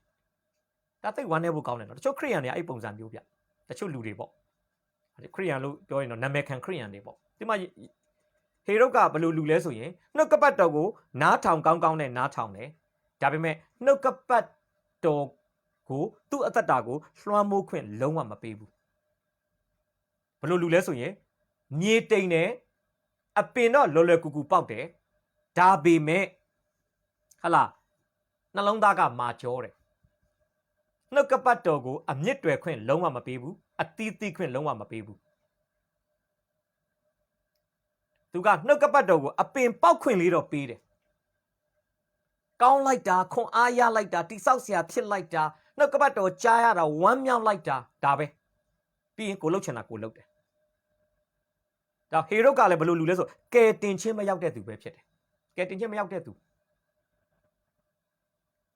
နှုတ်ကပတ်တော်ကိုဖြောဖြေရေးအစီအစဉ်တစ်ခုလို့နာအယတာခံဖို့တက်နာအယတာခံဖို့တက်တုတ်တန်ကျမ်းတို့ဒေသနာကျမ်းတို့လို့တက်ကျမ်းတွေကိုနားထောင်ပြီးဟာလာအသိဉာဏ်ထဲမှာဘာခေါ်မလဲဘ ഹു တုဒတစ်ခုခုကိုဖြည့်စည်းဖို့ဟာလာအတွေ့အကြုံအသစ်တစ်ခုကိုကြားနာခြင်းကနေရဖို့ယုံတက်ပဲဖြစ်တယ်ဒီနေ့အဲ့လိုအဖြစ်သားတွေမြောက်များစွာရှိပါတယ်ခရိယန်တွေဝင်ငှတဲ့တရားဟောချက်တွေနားထောင်တယ်မှတ်စုလိုက်တယ်သူတို့ဟာလာတစုံတစ်ခုကိုဝေငှဖို့အခွင့်အလမ်းဖြစ်လာရင်ခရိယန်ကျမ်းစာထဲကပါတဲ့ကျမ်းကိုကျမ်းကားတွေကိုကိုးကားပြီးသူတို့ဟာလာမိတ်ကုန်းပြောဖို့လားသူတို့လူကြီးသူမတယောက်အနေနဲ့ဟာလာဩဝါဒတွေပါပြောဖို့ဆိုကျမ်းစာကိုကိုးကားတယ်မဲ့သူတို့ကိုးကားသောကျမ်းစာကိုသူတို့ကိုယ်တိုင်မယုံပါသူတို့ကိုးကားတဲ့ကျမ်းစာရဲ့အခွင့်အာဏာအောက်မှာသူတို့မနေပါဒါပေမဲ့ကျမ်းစာကိုနားထောင်ဖို့အမြဲတမ်းအစဉ်သင့်ရှိတယ်ကျမ်းစာကိုပြန်ပြောဖို့လည်းအမြဲတမ်းအစဉ်သင့်ရှိတယ်ဒါပေမဲ့ကျမ်းစာကသူတို့ဘဝအသက်တာကိုချုပ်ကင်လွှမ်းမိုးဖို့အတွက်လုံးဝခွင့်မပြုပါဟေရုလိုလူဖြစ်ပါတယ်ဒါကြောင့်နောက်ပိုင်းမှာကျွန်တော်ကြည့်တဲ့အခါမှာဟေရုကဗတ္တိဇံဆရာယောဟန်ကိုသာတတ်လိုက်တာသူသည်အရှင်ရှုကတိုင်းတက်ခံဒီမှာအရှင်ရှုနဲ့သူတွေ့တဲ့အခါမှာအရှင်ရှုစီကတစုံတစ်ခုသောတမန်တရားကိုကြားဖို့အတွက်သူတောင်းဆိုတဲ့အခါမှာအရှင်ရှုကဟေရုမင်းကိုဘာမှမပြောဘူးဗျာပါစပ်ပိတ်နေတယ်ဘာလို့လဲယောဟန်ပြောခဲ့ပြီလေယောဟန်တမန်တရားတွေတလောက်နှလုံးသားမြေကြီးပေါ်မှာကျဲချတာကြောက်ပေါ်တဲ့မြေလိုတုတ်ပြန်ခဲ့တဲ့အတွက်ကြောင့်ကျွဲပါဆောင်တီဖြစ်မှန်အရှင်ရှုကသိတဲ့အခါမှာအရှင်ရှုကတိုင်းတက်ခံဒီအရှင်ရှုနဲ့တွေ့တဲ့အခါမှာဟေရုသည်အရှင်ရှုစီကတစုံတစ်ခုသောတမန်တရားကိုကြားနာခြင်းသောစိတ်ဆန္ဒရှိခဲ့တော်ညာလေတမန်တရားဒီဟုသောခရစ်တော်သည်တလုံးတပါးတမန်တရားကိုဟေရုမင်းကိုမပြောခဲ့ပါဘာလို့လဲဒီလူဟာတမန်တရားနဲ့မထိုက်တန်တဲ့သူတမန်တရားကိုဘ ഹു တုဒလိုပဲတူမိပြီးတော့မှတမန်တရားတိုင်းအသက်မရှင်တဲ့သူဆိုတာအရှင်ရှုသိတဲ့အတွက်ကြောင့်ဖြစ်ပါတယ်ဒါကြောင့်ဒီလိုလူမျိုးကဘယ်လိုမျိုးလဲဆိုရင်ကြောက်ပေါ်သောမြေခသ2000မှာလှိုင်းသားရမှာကျွန်တော်ကျမ်းစာသွားသင်ပါတယ်အဲ့မှာဘာသာကြားညီလေးတယောက်လာတက်တယ်ကျွန်တော်သူ့ကျမ်းစာသင်တဲ့အခါမှာ तू ကကျွန်တော်ကျမ်းစာသင်တန်းကိုမတက်ခင်မှာဒလမှာလုတ်တဲ့ကျမ်းစာသင်တန်းတစ်ခုကို तू ကတက်ထားပြီးသားဖြစ်တယ်ကျွန်တော်ကျမ်းစာသင်တဲ့အခါမှာအချိန်ကလည်းနည်းတဲ့အတွက်ကြောင့်ကျွန်တော်အနေနဲ့ဘုရားသခင်အမြင်၌အပြစ်သားအခြေအနေဆိုရင်လည်းဟလာကျွန်တော်အားလုံးသိပါတယ်ကတင်းသင်တန်းတက်ဖို့တဲ့သူတွေဘုရားသခင်အမြင်မှာအပြစ်သားကခွေးတို့တီကောင်လောက်ကောင်တို့ဝက်တို့ကလအုပ်မှမြီးရိုင်းမှမြင်းထီးစသည်ဖြစ်ဗျာဘုရားသခင်အမြင်မှာအပြစ်သားအခြေအနေကအများကြီးရှိတာအဲ့ဒါကျွန်တော်ကအချိန်နည်းတဲ့အတွက်ကြောင့်ဘုရားသခင်အမြင်၌အပြစ်သားအခြေအနေပြောတဲ့အခါမှာတရိษံနဲ့ပတ်သက်ပြီးနှိုင်းရှင်တာနည်းနည်းပါးပါးပဲကျွန်တော်ပြောတယ်အဲ့ဒီဒလသင်တန်းဆင်းတဲ့ညီကိုကကျွန်တော်ကိုပြောလဲဆရာကြီးဒီကြမ်းချက်နဲ့ ဒီအကောင်အကြောင်းမပြောဘူးလားဒီကြမ်းချက်နဲ့ဒီပုံကိုအကြောင်းမပြောဘူးလားဟာကျွန်တော်တော့အရန်အံ့ဩတယ်ကျန်းစာတွေအရန်သိတယ်ကျန်းစာတွေကအဖြစ်ဖြစ်တွေရည်စရာတွေအကုန်သိတယ်တခါကကျွန်တော်ကရည်စရာတော့ပြောလို့မဆုံးသေးဘူး तू ကကြိုးရည်နေပြီဗျဒလတင်တန်းကဆရာတွေပြောတဲ့ဥပမာနဲ့ကျွန်တော်ပြောတဲ့ဥပမာကစင်တူရိုးမဖြစ်တာ तू အကုန်သိတယ်အဲ့နဲ့တင်တန်းပြီးသွားတဲ့အခါမှာကျွန်တော်သူ့ကိုမေးတယ်မင်းဒီလောက်တင်တန်းဒီလောက်မှလည်းတင်တန်းတက်ပြီးပြီအခုကျွန်တော်တင်တဲ့တင်တန်းလည်းခမားတက်တယ်ဆိုတော့ခမားကယ်တင်ချင်းသဘောပေါက်လားသူကကျွန်တော်ဘာပြောတယ်လဲဘာပြောတယ်ထင်လဲဆရာကယ်တင်ချင်းအကြောင်းကကြီးကနေအာထီကျွန်တော်အားလုံးသဘောပေါက်တယ်ဒါပေမဲ့ကျွန်တော်ဒီနေ့ဒီရက်ဆရာနဲ့အခုစကားပြောနေတဲ့အချိန်ထိကျွန်တော်ဒီကာမရပါကာမရဆိုတာကယ်တင်ချင်းမရောက်သေးသောသူဆိုတဲ့စကားရရဲ့အတူကောက်ဖြစ်တယ်အဲ့ကျွန်တော်သူပြောမင်းဘာလို့ကာယမဖြစ်တာလဲကယ်တင်ချင်းရောက်တဲ့သူဘာလို့မဖြစ်တာလဲကျွန်တော်လက်ခံလို့မရဘူးတဲ့ခရစ်တော်ဟာကျွန်တော်တို့အပြစ်ကြွေးတွေကိုစတ်တဲ့သူဆိုတာကိုကျမ်းစာကပြောတဲ့အတွက်ကြောင့်ကျွန်တော်သိတယ်ဒါပေမဲ့ကျွန်တော်နှလုံးသားကခရစ်တော်ကိုကယ်တင်ပိုင်ရှင်နေနဲ့ဘယ်လိုနည်းနဲ့မှကျွန်တော်လက်ခံလို့မရအောင်အဲ့ဒါဘာလဲဆိုရင်မြေတိမ်ပြီးကြောက်ပေါ်တဲ့နှလုံးသားပိုင်ရှင်တွေဖြစ်ပါတယ်ဟေရုပေါ့ဟေရုကျမ်းစာအများကြီးသိပါတယ်ဒါပေမဲ့ကျမ်းစာအတိုင်းအသက်ရှင်ဖို့လုံးဝစိတ်ဝင်စားပါဗရာတလန်တန်တလန်ဆိုတယ်လို့ကျမ်းစာကကျမ်းစာပဲဟေရုကဟေရုပဲဟေရုကဟေရုကျမ်းစာကကျမ်းစာတကယ်တော့တမန်တရားအဖြစ်စစ်မှန်စွာပြောင်းလဲသောသူဟာကျမ်းစာရဲ့အခွင့်အာဏာအောက်မှာမိမိဘဝအသက်တာကိုအနှံဖို့လိုပါတယ်ဟေရုကကျွန်တော်ထင်ပါတယ်ယုံကြည်သူမဖြစ်ချင်ဘာလို့မဖြစ်ချင်လဲယုံကြည်သူဖြစ်ရင်အပြစ်မလုပ်ရတော့မှကြောက်လို့ယုံကြည်သူမဖြစ်ချင်ဘူးဘာလို့လဲယုံကြည်သူဖြစ်ရင်ဟေရောဒိနဲ့ဇက်လန်အရှုပ်ထုတ်တွေအားလုံးလှုပ်လို့ဆက်လှုပ်လို့မရတော့မှကြောက်တဲ့အတွက်ဒါသူယုံကြည်သူအဖြစ်မခံဘူးဗျဟေယောဟန်ဟောတဲ့တရားဟောချက်တော့နားအရသာခံပြီးနားထောင်တယ်ဒါပေမဲ့ဟေရုမပြောင်းလဲပါဟေရုလိုလူသားမျိုးကကြောက်ပေါ်သောမြေတနည်းအားဖြင့်တိမ်ကော၍ကြောက်ပေါ်သောနှလုံးသားပိုင်ရှင်တွေဖြစ်တယ်ဆိုတာကျွန်တော်ဖော်ပြခြင်းနဲ့ဟေရုလည်းပျက်စီးခြင်းမိငယ်အိုင်ကိုသက်ဆင်းရမဲ့သူတယောက်ဖြစ်တယ်ဆိုတာကျွန်တော်ဖော်ပြပေးခြင်းပါတယ်ဟုတ်ပြီဒါဆိုကျွန်တော်တို့နံပါတ်9ငယ်စူးမြေကိုကြည့်ရအောင်နော်စူးမြေနဲ့ပတ်သက်ပြီးစူးမြေကြတော့မွန်းကျက်၍စိုးရိမ်သောနှလုံးသားနော်မွန်းကျက်၍စိုးရိမ်တဲ့နှလုံးသားပိုင်ရှင်တွေအပိုင်ငယ်9မှာဗာပြောလဲစူးပင်တို့သည်ကြီးပွားတယ်ဘာလို့မျိုးစေ့ကစူးပင်ထဲမှာကျဲလိုက်တာ哦စူးပင်တို့၌စူးပင်တို့တွင်အားကြောင့်မျိုးစေ့လေးကပေါက်လာပြီမဲ့ဟာလားစူးကြားတဲ့ကဘူးသီးလိုပေါ့ဗျာနော်စူးကြားထဲမှာအပင်သွားပေါက်တော့ဒီအပင်ကိုအဆူးတွေကအနိုင်ကျင့်လာကျွန်တော်ဆော့ဆော့လည်းပြောပြီးပြီအပင်ကြီးရင်လည်းအဆူးကနှိပ်စက်တာပဲစူးပင်ကြီးလာရင်လည်းဒီအပင်ကနှိပ်စက်ခံရတာပဲသူ့မှာသူပဲကြီးဟိုဘက်ကပဲကြီးသူ့မှာနာစရာရှိရင်သူပဲနာနေရတာနော်ဒါကြောင့်စူးပင်တို့သည်ကြီးပွား၍ညှင်းဆဲသောကြောင့်သူခင်ဗျာဘာဖြစ်လဲဒီအပင်လေးကအသီးမသီးနိုင်အဲ့ဒါကဘလို့ပုံစံလဲဆိုရင်ကျွန်တော်ကျမ်းစာကိုကြည့်ရအောင်နော်မာကုအခန်းကြီး4မာကုအခန်းကြီး4ကျွန်တော်ကြည့်စီချင်ပါတယ်မာကု4ဘလောက်ကိုကြည့်စီချင်လဲဆိုရင်ခဏလေးနော်မာကု4 18-19ဖတ်ပေးပါမာကု4 18-19စူးပင်တို့တွင်ကျဲခြင်းအကြောင်းအရာကတရားစကားကိုကြား၍လောကီအမှု၌စိုးရိမ်ခြင်းစီးစိမ်ဥစ္စာ၏လှည့်စားခြင်းကျွင်းသောအရာကိုတက်မဲ့ခြင်းစိတ်တို့သည်တရားစကားကိုလွှမ်းမိုးညှင်းဆဲတတ်သောကြောင့်အသီးမသီးနိုင်ဟုဆိုလိုတည်းဟုတ်ပြီ तू ကဘယ်လိုလဲဆိုရင်ကျမ်းစာပြောရင်နော်တရားစကားကိုကြားတယ်ဒါပေမဲ့လောကီအမှု၌စိုးရင်ချင်းစီးစိမ်ဥစ္စာရဲ့လှည့်စားခြင်းပြီးရင်ကျွင်းသောအရာကိုတတ်မဲ့ခြင်းစိတ်တွေဟာတဲ့တရားစကားကိုလွှမ်းမိုးသွားတဲ့အတွက်ကြောင့်ညှင်းဆဲလိုက်တဲ့အတွက်ကြောင့်အသီးမသီးနိုင်တာဒီသဒုဋ္ဌမြောက်စူးမြေလိုလူစားမျိုးကတော့ကျွန်တော်ကတော့ဘယ်လိုနားလည်လဲဆိုရင် तू ကကဲတင်ချင်းရောက်တဲ့သူဒါပေမဲ့ခရိယန်အသက်တာမှာကြီးထွားခြင်းမရှိခရိယန်အသက်တာမှာအသီးသီးခြင်းမရှိတဲ့သူလို့ကျွန်တော်ဖော်ပြပေးခြင်းပါတယ်ဘာလို့လဲသူ့ဘဝအသက်တာထဲမှာဆွဲကပ်နေတဲ့စိုးရင်ချင်းတွေသူ့ဘဝအသက်တာထဲမှာနေရာယူနေတဲ့လှည့်စားခြင်းတွေသူ့ဘဝအသက်တာထဲမှာလွှမ်းမိုးချုပ်ကင်နေတဲ့တတ်မဲ့ခြင်းတွေကြောင့်တနည်းအားဖြင့်ပြောမယ်ဆိုရင်သူ့နှလုံးသားမြေကြီးပေါ်မှာကြာထားတဲ့နှုတ်ကပတ်တော်ဟာအပင်တော့ပေါက်တယ်အမြင့်တော့တွယ်ပေမဲ့ အသီးသီးလို့မရတာဖြစ်ပါတယ်ဒီလူတွေကသေရင်ငရဲမကြဘူး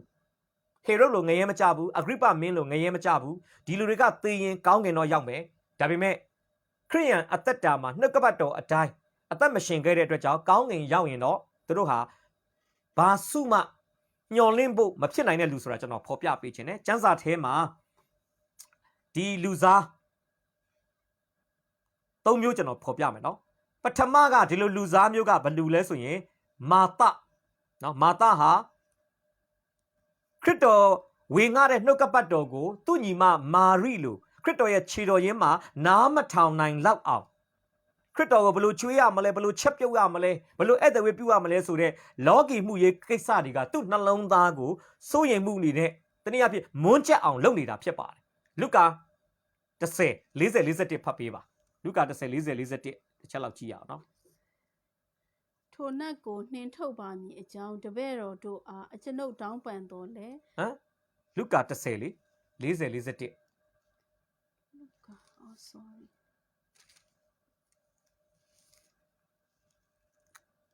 မာသမူကားလှုပ်ကြွေးခြင်းအမှုများ၌စိတ်ပူပန်ခြင်းရှိသဖြင့်အထံတော်သို့ချဉ်ကပ်၍သခင်ကျမ၏ငင်မသည်ကျမတယောက်တည်းလှုပ်ကြွေးစေခြင်းကကျမကိုပြစ်ထားသည့်အရာကိုလှစ်လျူသောစိတ်ရှိတော်မူသလောသူသည်ကျမကိုကိုငင်မည်အကြောင်းအမိန့်တော်ရှိပါဟုလျှောက်တော်ယေရှုကမာသသင်သည်များစွာသောအမှုတို့၌စိုးရိမ်၍နှောက်ယှက်ခြင်းကိုခံရ၏လိုသောအရာတစ်ခုတည်းရှိ၏ဟုတ်ပြီစူးမြေလိုနှလုံးသားပိုင်ရှင်ဘယ်သူအသက်တာမှာတွေ့ရဆိုမာသအသက်တာမှာတွေ့ရတယ်ခရစ်တော်သူတို့အိမ်ကိုရောက်လာတယ်ဗျာခရစ်တော်ဧည့်သည်ဝေအရန်ပြုတ်ခြင်းတယ်အဲအကြောင်းသူဘာလုပ်လဲမိဖို့ကြောင့်မှာချွေးတလုံးလုံးနဲ့မိကိုတွေကြားထဲမှာဟာလားဘာလို့ချက်ပြုတ်တယ်ဒါပေမဲ့ဒီလိုချက်ပြုတ်နေရင်နဲ့သူ့မှာမွန်းကျက်လာတယ်အလုတ်ကမပြီးနိုင်ဘူးမာရိကလည်းခရစ်တော်ချင်းမှာထိုင်ပြီးတရားနာနေတယ်မပြီးနိုင်တဲ့အလုတ်ကိုသူဟာလားလုံနေရင်းနဲ့သူ့ညီမပေါ်မှာသူဟာလားမချေမနှက်ဖြစ်လာတယ်ပြီးတော့သူ့ညီမသူ့ကိုအကူအညီပေးအောင်မိဖို့ကြောင့်ကိုပြန်ပြီးမလာခိုင်းတဲ့အရှင်ရှုပေါ်မှာသူအားမလို့အားမရဖြစ်လာတယ်နောက်ဆုံးအရှင်ရှုစီမှာသွားပြီးသူပောက်ကွဲတယ်လို့ပြောလို့ရတယ်မာသပါလေမွန်းကျက်တယ်ဘာတွေနဲ့မွန်းကျက်လဲဒီအလုတ်နဲ့ပြီးပါမလားဟလားတနည်းအားဖြင့်ငါချက်တဲ့သမင်းဟင်းတွေအချိန်မီပြီးပါမလားငါချက်တဲ့ဟင်းတွေကောင်းပါမလား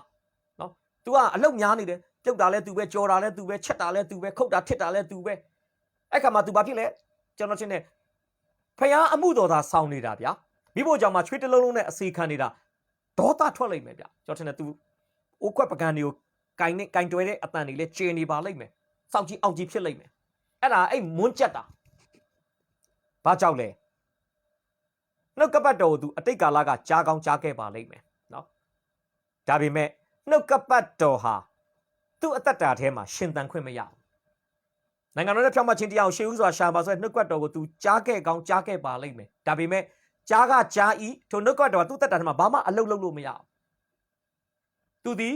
နိုင်ငံတော်နဲ့ထိုအရာရှင်လာရင်မာသကထိုအရာကိုရှေ့တန်းတင်ထားတယ်အဲကြောင့်အဲ့ဒီလောကီမှုရေးနဲ့ပတ်သက်တဲ့စိုးရိမ်မှုတွေကသူ့ဘဝအသက်တာကိုလွှမ်းမိုးချုပ်ကင်လွန်အားကြီးတဲ့အခါမှာသူသည်အဆူးနဲ့အထိုးခံရတဲ့အပင်လိုပဲဗျသူ့အသက်တာကဝမ်းမြောက်ရွှင်လန်းခြင်းနဲ့အမှုတော်ကိုဝမ်းမြောက်စွာ तू မဆောင်နိုင်တော့ဘူးညှဉ်းညူမှုတွေတစ်တင်မှုတွေမကျေနပ်မှုတွေနဲ့ तू အမှုတော်ဆောင်နေရတယ်ဘာကြောင့်လဲသူ့ရဲ့အသက်နှလုံးသားကစူးမြေကဲ့သို့ဖြစ်နေတာဖြစ်ပါတယ်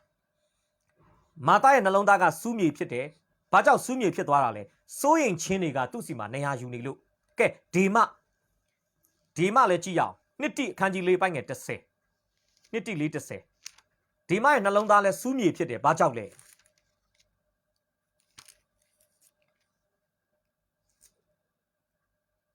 အကြောင်းမူကားဒေမသည်ယခုဘဝကိုနှစ်သက်သောစိတ်ရှိသည်နှင့်ငါကိုစွန့်ပစ်၍တက်တာလောနေမြို့သို့သွားပြီယေရှုတင်နေဒေမဆိုတာတမန်တော်ရှင်ပေါလုနဲ့လက်တွဲခဲ့ဘူးတဲ့ဓမ္မဝန်ဆောင်တစ်ယောက်ဖြစ်ပါတယ်ပေါလုထက်တော့အသက်ငယ်ပါလိမ့်မယ်လူငယ်အမှုတော်ဆောင်လေးပေါ့ဝမ်းနဲ့စရာကောင်းတယ်တ တိမောသေဩဝါဒစာဒုတိယဆောင်ခန်းကြီး၄ပိုင်းငယ်30ကိုတမန်တော်ရှင်ပေါလုရေးသားနေတဲ့အခါမှာဒေမသည် best life ဖြစ်ပြီးတော့ဒီမှာကယ်တင်ခြင်းဆုံးရှုံးတယ်လို့ကျွန်တော်မဆိုလိုဘူးနော်ဒီမှာကယ်တင်ခြင်းရောက်ပြီးသားသူပါဒါပေမဲ့ဒီမှာအသက်တာဘာဖြစ်သွားလဲအတိမသိနိုင်တော့ဘူးမာသရဲ့နှလုံးသားကိုစိုးရင်ချင်းကအဆူးလို့ညှင်းဆဲသလိုဒီမရဲ့နှလုံးသားကိုတော့တတ်မဲ့ခြင်းကျမ်းစာပြောလို့ယခုဘဝကိုနှစ်သက်သောကြောင့်ယခုဘဝကိုနှစ်သက်တယ်လို့ပြောတဲ့အဓိပ္ပာယ်ကပါလေသူခေတ်ကာလမှာရှိတဲ့လောကီအရာတွေပေါ့ဗျာလောကီမှာတတ်မဲ့စရာကောင်းတဲ့အရာတွေမမောစရာကောင်းတဲ့အရာတွေကိုဒီမတယောက်ဆွဲလန်းသွားတယ်ဒီခေတ်နဲ့ပြောမယ်ဆိုရင်ကျွန်တော်မိတ်ဆွေတယောက်ပြောမှုတဲ့စကားပေါ့အဲ့မိတ်ဆွေကအသက်9နှစ်လောက်မှာဘောင်းငန်းဖြစ်တယ်12နှစ်13နှစ်လောက်မှာသူကအမှုတော်မြတ်ထဲရောက်လာတယ်ကျွန်တော်ထက်စီနီယာအများကြီးကြားတယ်အသက်ငယ်ငယ်နဲ့သူအမှုတော်ဆောင်ဖြစ်တယ်အဲကြောင့်သူတရားဟောချက်တစ်ခါကျွန်တော်မြောက်တကုံမှာကြားဘူးတယ်သူဘာပြောလဲအသက်ငယ်ငယ်နဲ့အမှုတော်ဆောင်ဖြစ်ခဲ့တဲ့အတွက်ကြောင့်တဲ့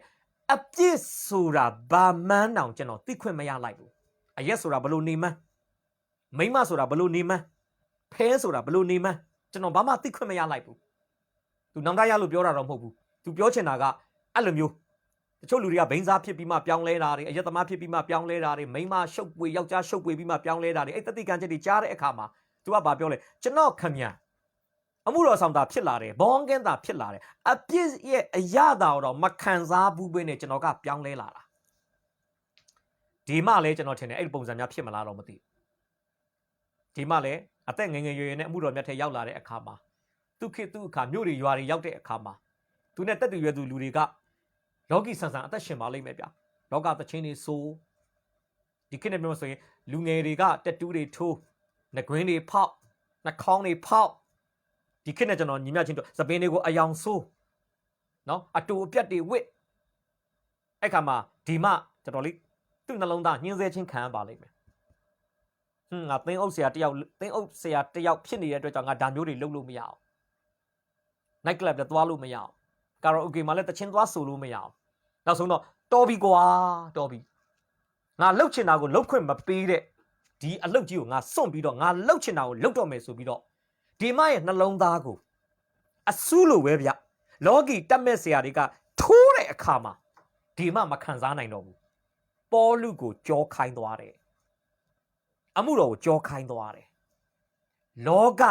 ကြီးထဲကိုကြည်ကြည်နက်နက်ကြီးဒီမှဝင်ရောက်သွားတာဖြစ်တယ်ဒါကြောင့်ကျွန်တော်ပြောချင်တာမာသရဲ့အသက်တာကိုစူးလို့အနိုင်ကျင့်တာသူ့ရဲ့စိုးရိမ်တောကတွေစိုးရိမ်မှုတွေဒီမရဲ့အသက်တာကိုစူးလို့အနိုင်ကျင့်တာဒီမရဲ့တတ်မဲ့စရာကောင်းတဲ့လောကကြီးကိုရှစ်သွားတဲ့ညှက်နိုးသွားတဲ့တန်ဖိုးထားသွားတဲ့ရွေးချယ်လိုက်တဲ့မျက်မှောက်ပြုလိုက်တဲ့အရာပဲဖြစ်ပါတယ်ကဲနောက်နှစ်တိအခန်းကြီး1အပိုက်ငယ်19 20တစ်ချက်လောက်ကြည့်ရအောင်နှစ်တိနှစ်တိမှာတွေ့လားတိတိဖတ်ပေးပါယုံကြည်ခြင်းမှစသည်တို့ကိုအချို့သောသူတို့သည်ပယ်ပြီးလျှင်ယုံကြည်ခြင်းသင်္ဘောပြည့်၍ဆုံးရှုံးကြပြီထိုသူတို့တွင်ဟုမယ်နေနှင့်အာလေဇဒုပါတည်းဟုတ်ပြီဟုမေနဲနဲ့အာလေဇနုဆိုတာကျွန်တော်အသင်းတော်ကနေ့စဉ်ထုတ်လွှင့်တဲ့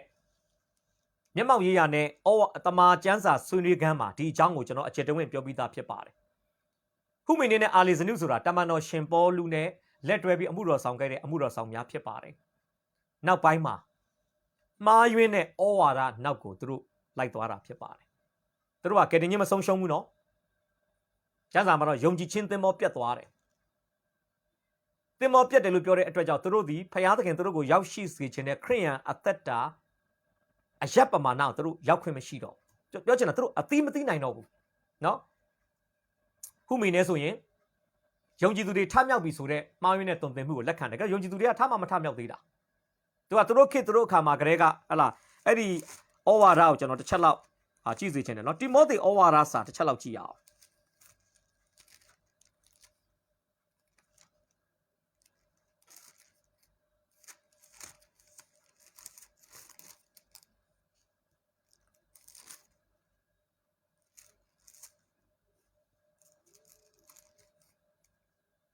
တိမောသေဩဝါဒစာဒုတိယဆောင်အခန်းကြီး1အပိုင်ငယ်7ခွန်အပိုင်ငယ်ခဏအပိုင်ငယ်7ခွန်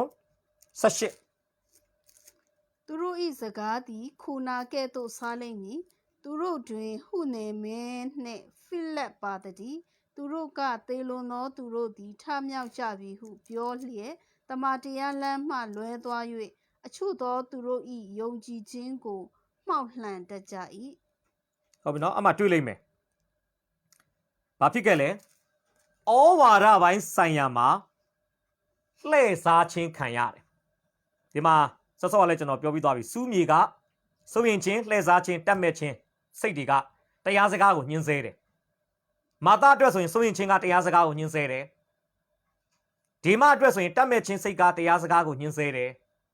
အခုဟုမိန်နဲ့အာလေဇနုအတွက်ဆိုရင်တော့လှည့်စားခြင်းပေါ့နော်လှည့်စားခြင်းဆိုတဲ့ဒီမှားယွင်းတဲ့ဩဝါဒတွေကသူတို့ကိုလှည့်စားတဲ့အခါမှာဘာဖြစ်သွားလဲသူတို့ဘဝအသက်တာမှာတရားစကားညှင်းဆဲခြင်းခံရပြီးခရိယန်အသက်တာမှာသူတို့အသီးမသီးနိုင်တော့တာဖြစ်ပါတယ်ဒီနေ့ချက်တော်မိတ်ဆွေရဲ့အသက်တာဟာစူးမြေများဖြစ်နေလားမိတ်ဆွေအသက်တာမှာကြာလာတဲ့နှုတ်ကပတ်တော်ဟာစိုးရင်ချင်းကြောင့်မကြီးထွားနိုင်တာမိတ်ဆွေရဲ့တတ်မဲ့ခြင်းကြောင့်မကြီးထွားနိုင်တာမိတ်ဆွေရဲ့တစုံတစ်ခုသောလှည့်စားခြင်းကိုခံနေရတဲ့အတွက်ကြောင့်နှုတ်ကပတ်တော်မိတ်ဆွေသက်တာထဲမှာအလုတ်မလုတ်နိုင်တာများဖြစ်နေလားဒီနေ့မိမိကိုမိမိပြန်လဲစမ်းစစ်ဖို့ဖြစ်ပါတယ်တကယ်တော့ဘုရားသခင်ကကျွန်တော်တို့ကိုကျမ်းစာပြောတဲ့စိုးရင်ချင်းလှည့်စားခြင်းတတ်မဲ့ခြင်းဆိုတဲ့ဟာလာစူးတွေကြားထဲကနေလွတ်မြောက်ပြီးတော့မှအစ30 60တရားသောအသီးတွေတီးဖို့ဘုရားသခင်အလိုတော်ရှိတယ်ဆိုတာကျွန်တော်ဖော်ပြပေးခြင်းပါတယ်ကဲနံပါတ်ဂကြီးနဲ့နောက်ဆုံးကောင်းသောမြေတော့ကျွန်တော်ဘယ်လိုဖော်ပြဆိုရင်ပျော့ပြောင်း၍ပွင့်လင်းသောနှလုံးသား soft and open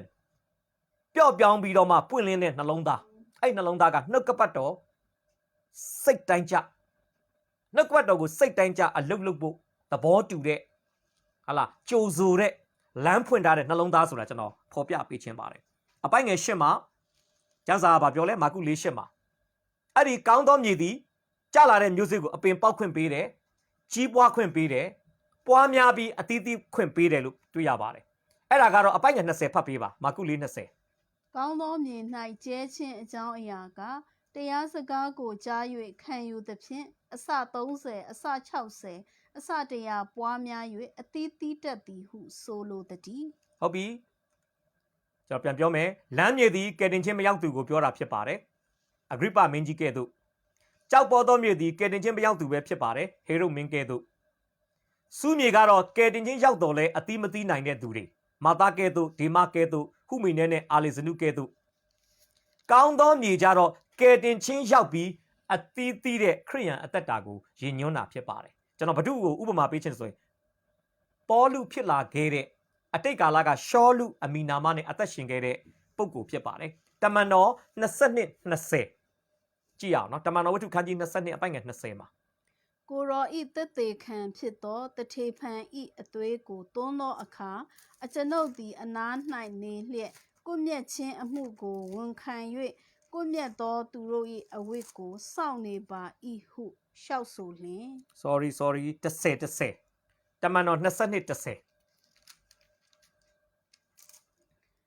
ထိုအခါအကျွန်ုပ်ကလည်းသခင်အကျွန်ုပ်သည်အဘယ်သို့ပြုရပါမည်နည်းဟုလျှောက်လျင်သခင်ဖျားကထလော့ဓမ္မသက်မြို့သို့သွားလော့သင်ဆောင်ရွက်เสียအဖို့ခွဲခန့်စီမံသမျှတို့ကိုထိုမြို့၌ပြောလိမ့်မည်ဟုမိန့်တော်မူ၏ဟုတ်ပြီတမန်တော်ရှင်ပေါလုကအမတန်မှထူးခြားတဲ့ပုဂ္ဂိုလ်တစ်ယောက်ဖြစ်ပါတယ်ဘာလို့ကျွန်တော်ထူးခြားတယ်လို့ပြောရလဲ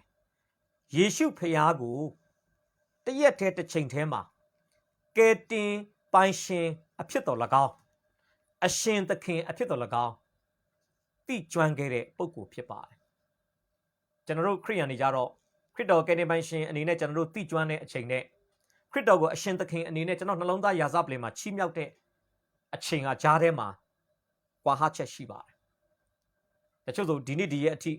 ကယ်တင်ရောက်တာနှစ်ပေါင်း20လောက်ကြာမယ်ဒီနေ့ဒီခရစ်တော်ကနှလုံးသားရာဇပလင်မှာအရှင်သခင်တစ်ချိန်တစ်ခါမှမဖြစ်ဘူးတဲ့သူတွေလည်းရှိကောင်းရှိလိမ့်မယ်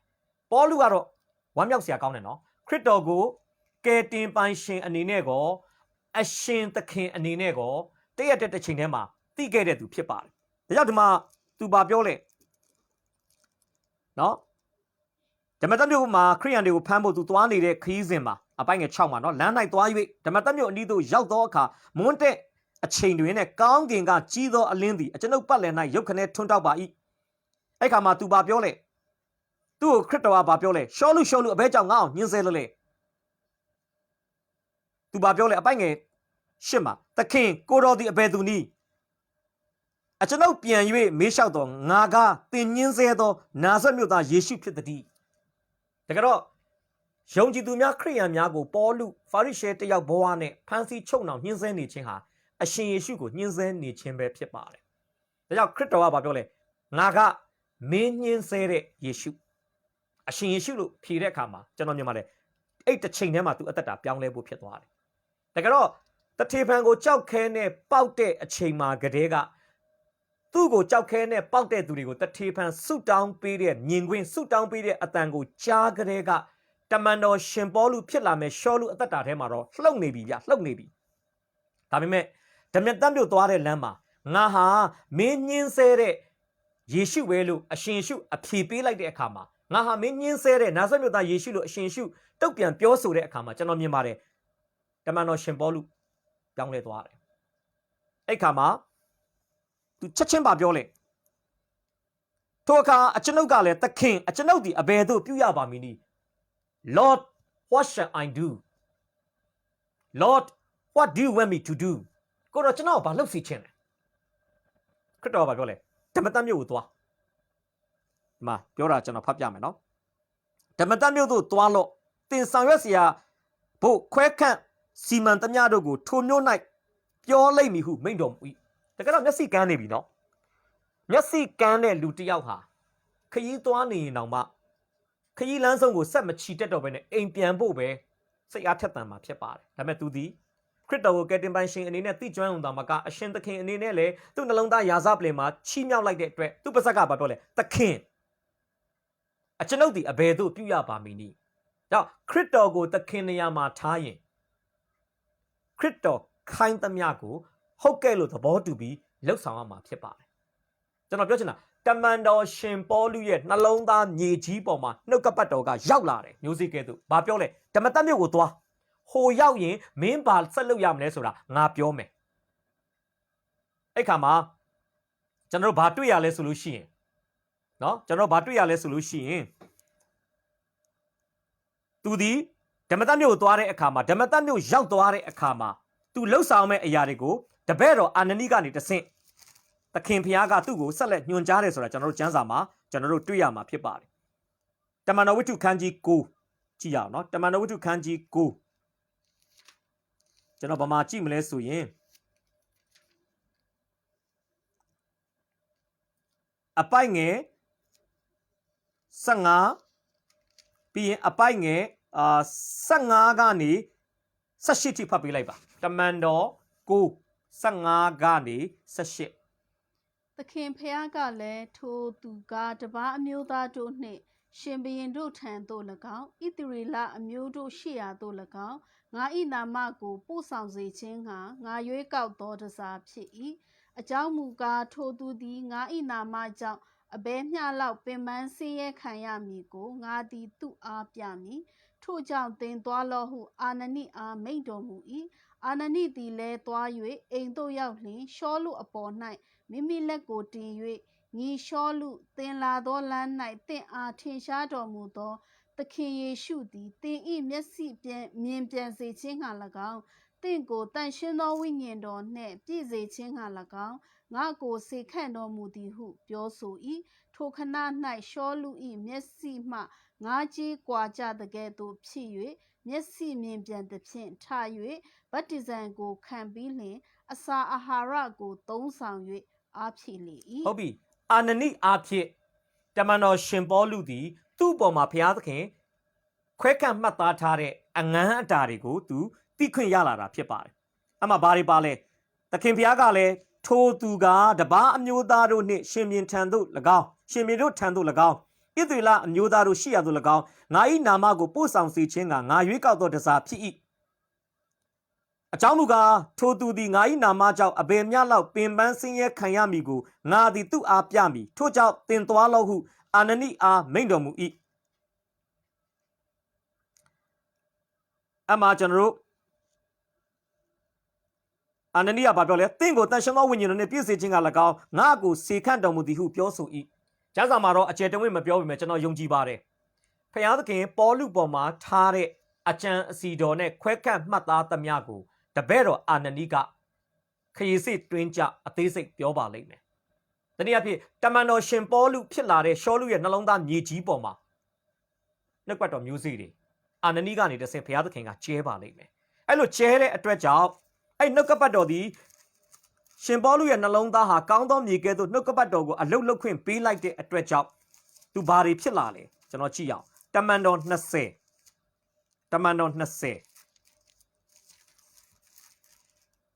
အပိုင်ငယ်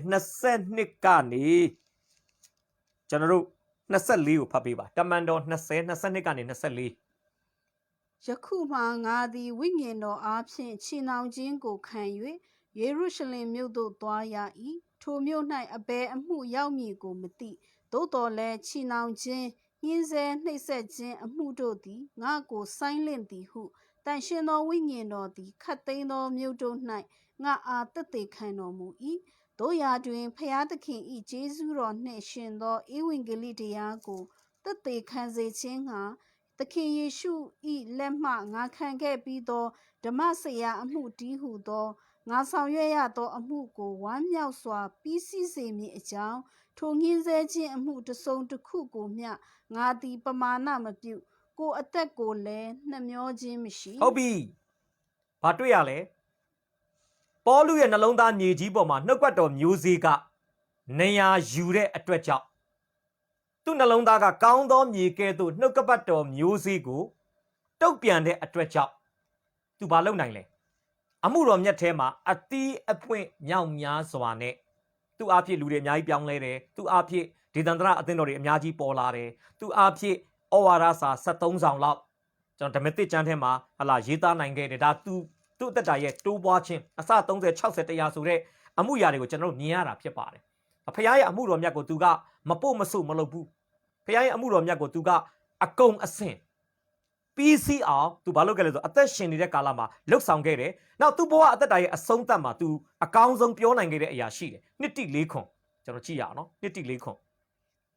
ကောင်းစွာသောတိုက်လှန်ခြင်းကိုငါပြုပြီးပြေးရသောလမ်းကိုအဆုံးတိုင်အောင်ပြေးပြီးယုံကြည်ခြင်းတရားကိုစောင့်ရှောက်ပြီးယေရှုတင်တယ်ဘာပြောနိုင်လဲပြေးရသောလမ်းကိုအဆုံးတိုင်အောင်ငါပြေးပြီးဒီနှစ်တိ46ဖတ်ပေးပါ तू မကြခင်မာတုရအနေနဲ့အသက်ခံရတော့မယ်ဆိုတော့ तू သိနေတယ်အကြောင်းမူကားငါကိုရစ်ပေါ်မှာလောင်းရသောအချိန်ရှိပြီးစုတေရသောအခွင့်အချိန်စုတေရသောအချိန်ရောက်လေပြီယေရှုတင်တယ်ပေါလုသိတယ်နော်မကြခင် तू သေတော့မယ်ဆိုတာ तू သိတယ်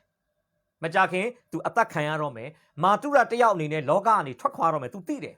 ဒါပေမဲ့ तू မဆုံးခင်မှာ तू ဘာပြောနိုင်လဲပြေးရသောလမ်းကိုအဆုံးတိုင်အောင်ငါပြေးပြီကျွန်တော်ပြောချင်တာပါလေတမန်တော်ရှင်ပေါလုဟာခရစ်တော်ပြောတဲ့မြေအမျိုးအစား၄ခုထဲမှာကောင်းသောမြေဒီဟုသောအစ30 60 100တိုးပွားခဲ့တဲ့မြေကြီးပိုင်ရှင်တနည်းအားဖြင့်နှလုံးသားပိုင်ရှင်ဖြစ်တယ်ဆိုတာကျွန်တော်ဒီနေ့ဖော်ပြပေးခြင်းပါတယ်ဒီနေ့ဝင်ကားခဲ့တဲ့သင်ခန်းစာတွေအားလုံးကျွန်တော်ဒီကုန်းချုပ်မယ်ဆိုရင်ဒီနေ့မြေလေးမျိုးမှာဒီအစီအစဉ်ကိုကြည့်ရှုနေတဲ့ခရစ်တော်၌ဒုတိယကြိမ်မွေးဖွားတဲ့ယုံကြည်သူတွေကတော့စူးငြိမ်တဲ့ကောင်းသောမြေနှစ်ခုထဲမှာတစ်ခုခုတော့ပေးချပါတယ်ဇာတိမှာကျင်လည်တဲ့ခရိယန်ဟာစူးမြေကဲ့သို့သောနှလုံးသားပိုင်ရှင်များခရိယန်သက်တာမှာအသီးမသီးနိုင်သောသူများဖြစ်ပြီးကောင်းသောမြေကဲ့သို့သောနှလုံးသားကိုပိုင်ဆိုင်တဲ့ခရိယန်များကတော့နှုတ်ကပတ်တော်အသက်တာထဲမှာစစ်စစ်ပေါက်ပေါက်ထိထိရောက်ရောက်အလုပ်လုပ်နိုင်ပြီးတော့နှုတ်ကပတ်တော်ရဲ့တိုးပွားမှုတွေကိုမိမိအသက်တာမှာမြင်တွေ့ရတဲ့အသီးသီးတဲ့ခရိယန်တွေဖြစ်မယ်ဆိုတာကျွန်တော်ဒီနေ့ဖော်ပြပေးခြင်းပါတယ်ဒါကြောင့်ဒီနေ့မှာအရှင်ရှုပြောခဲ့တဲ့မျိုးစေ့ကျဲခြင်းဥပမာကနေဝิญဉ်ပိုင်းဆိုင်ရာအတွက်ကျွန်တော်သင်ခန်းစာယူကြရအောင်သင်ခန်းစာယူရအောင်တကယ်တော့မျိုးစေ့ကတော့အတူတူပါပဲမျိုးစေ့ရဲ့အရေးချင်းကအတူတူပါပဲဒါပေမဲ့မျိုးစေ့ကိုလက်ခံတဲ့ညီအမျိုးအစားနှလုံးသားအမျိုးအစားပေါ်မူတည်ပြီးမျိုးစေ့ရဲ့ကြီးထွားမှုအသီးသီးမှုကကွာသွားတာဖြစ်ပါတယ်ဒါကြောင့်ကျွန်တော်တို့ နေ့စဉ်ကြားရတဲ့နှုတ်ကပတ်တော်မျိုးစေ့တွေကိုကျွန်တော်နှလုံးသားထဲမှာပေါ်လူပိုင်ဆိုင်ထားတဲ့ကောင်းသောမြေကဲ့သို့သောနှလုံးသားမျိုးနဲ့နှုတ်ကပတ်တော်ခံယူပြီးထိုနှုတ်ကပတ်တော်ကိုကျွန်တော်အသက်တာထဲမှာလွှမ်းမိုးခွင့်အလုတ်လုတ်ခွင့်ပေးခြင်းအဖြစ်ခရိယန်အသက်တာမှာအသီးအပွင့်တွေဝေစားတဲ့အသက်တာနဲ့တွာလာအသက်ရှင်ဖို့ကျွန်တော်နှုတ်ကပတ်တော်အဖြစ်တိုက်တွန်းအားပေးဝေငှချင်ပါတယ်နှုတ်ကပတ်တော်အဖြစ်အသက်တာဒီပေါ်ဘုရားရှင်ကောင်းချီးပေးပါစေခဏလေးဆုတောင်းအနံ့ဖို့ဖြစ်ပါတယ်ယေရှုရှင်ဖကိုရော့ကိုယေရှုတင်တယ်ကျွန်တော်ကိုချီးမွမ်းတယ်ဒီနေ့မှာလဲအရှင်ယေရှုခရစ်တော်ရဲ့ဘုရားသခင်ရဲ့အစေခံကျွန်ဖြစ်တဲ့အရှင်ယေရှုပြောခဲ့တဲ့မျိုးစေ့ကျဲခြင်းဥပမာကနေဝိညာဉ်ပိုင်းဆိုင်ရာမှာသင်ခန်းစာမြောက်များစွာရရှိခဲ့ပါတယ်ဒီသင်ခန်းစာတွေကိုအသက်တာထဲမှာပမာဏပြုပြီးတော့မှနေ့စဉ်အသက်တာမှာနှုတ်ကပတ်တော်ကိုနှလုံးသားမြေကြီးပေါ်မှာမိမိရဲ့နှလုံးသားကိုကောင်းသောမြေကဲ့သို့ဟာလားကိုရှင်နှုတ်ကပတ်တော်ကိုနေရာပေးခြင်းအဖြစ်အသက်တာထဲမှာနှုတ်ကပတ်တော်ရဲ့တီးပွင့်ဝေစားတဲ့အသီးသီးတဲ့အတွေ့အကြုံကိုခံစားတဲ့သူတွေဖြစ်စေဖို့အသက်တာသီးတို့ကောင်းချီးပေးလဲမဆပါမိကြောင်းအချိန်တိုင်းကိုလက်တော်၌စက္ကပ်တဲ့အခါမှာရှင်ယေရှုဖခင်၏မြတ်သောနာမ၌ချီးမွမ်းလဲအချိန်တိုင်းကိုလက်တော်၌စက္ကပ်အနံ့ပါတယ်အဖထာဝရမြတ်စွာဘုရားရှင်အာမင်ရောက်တိုင်းပေါ်ဘုရားရှင်ကောင်းချီးပေးပါစေ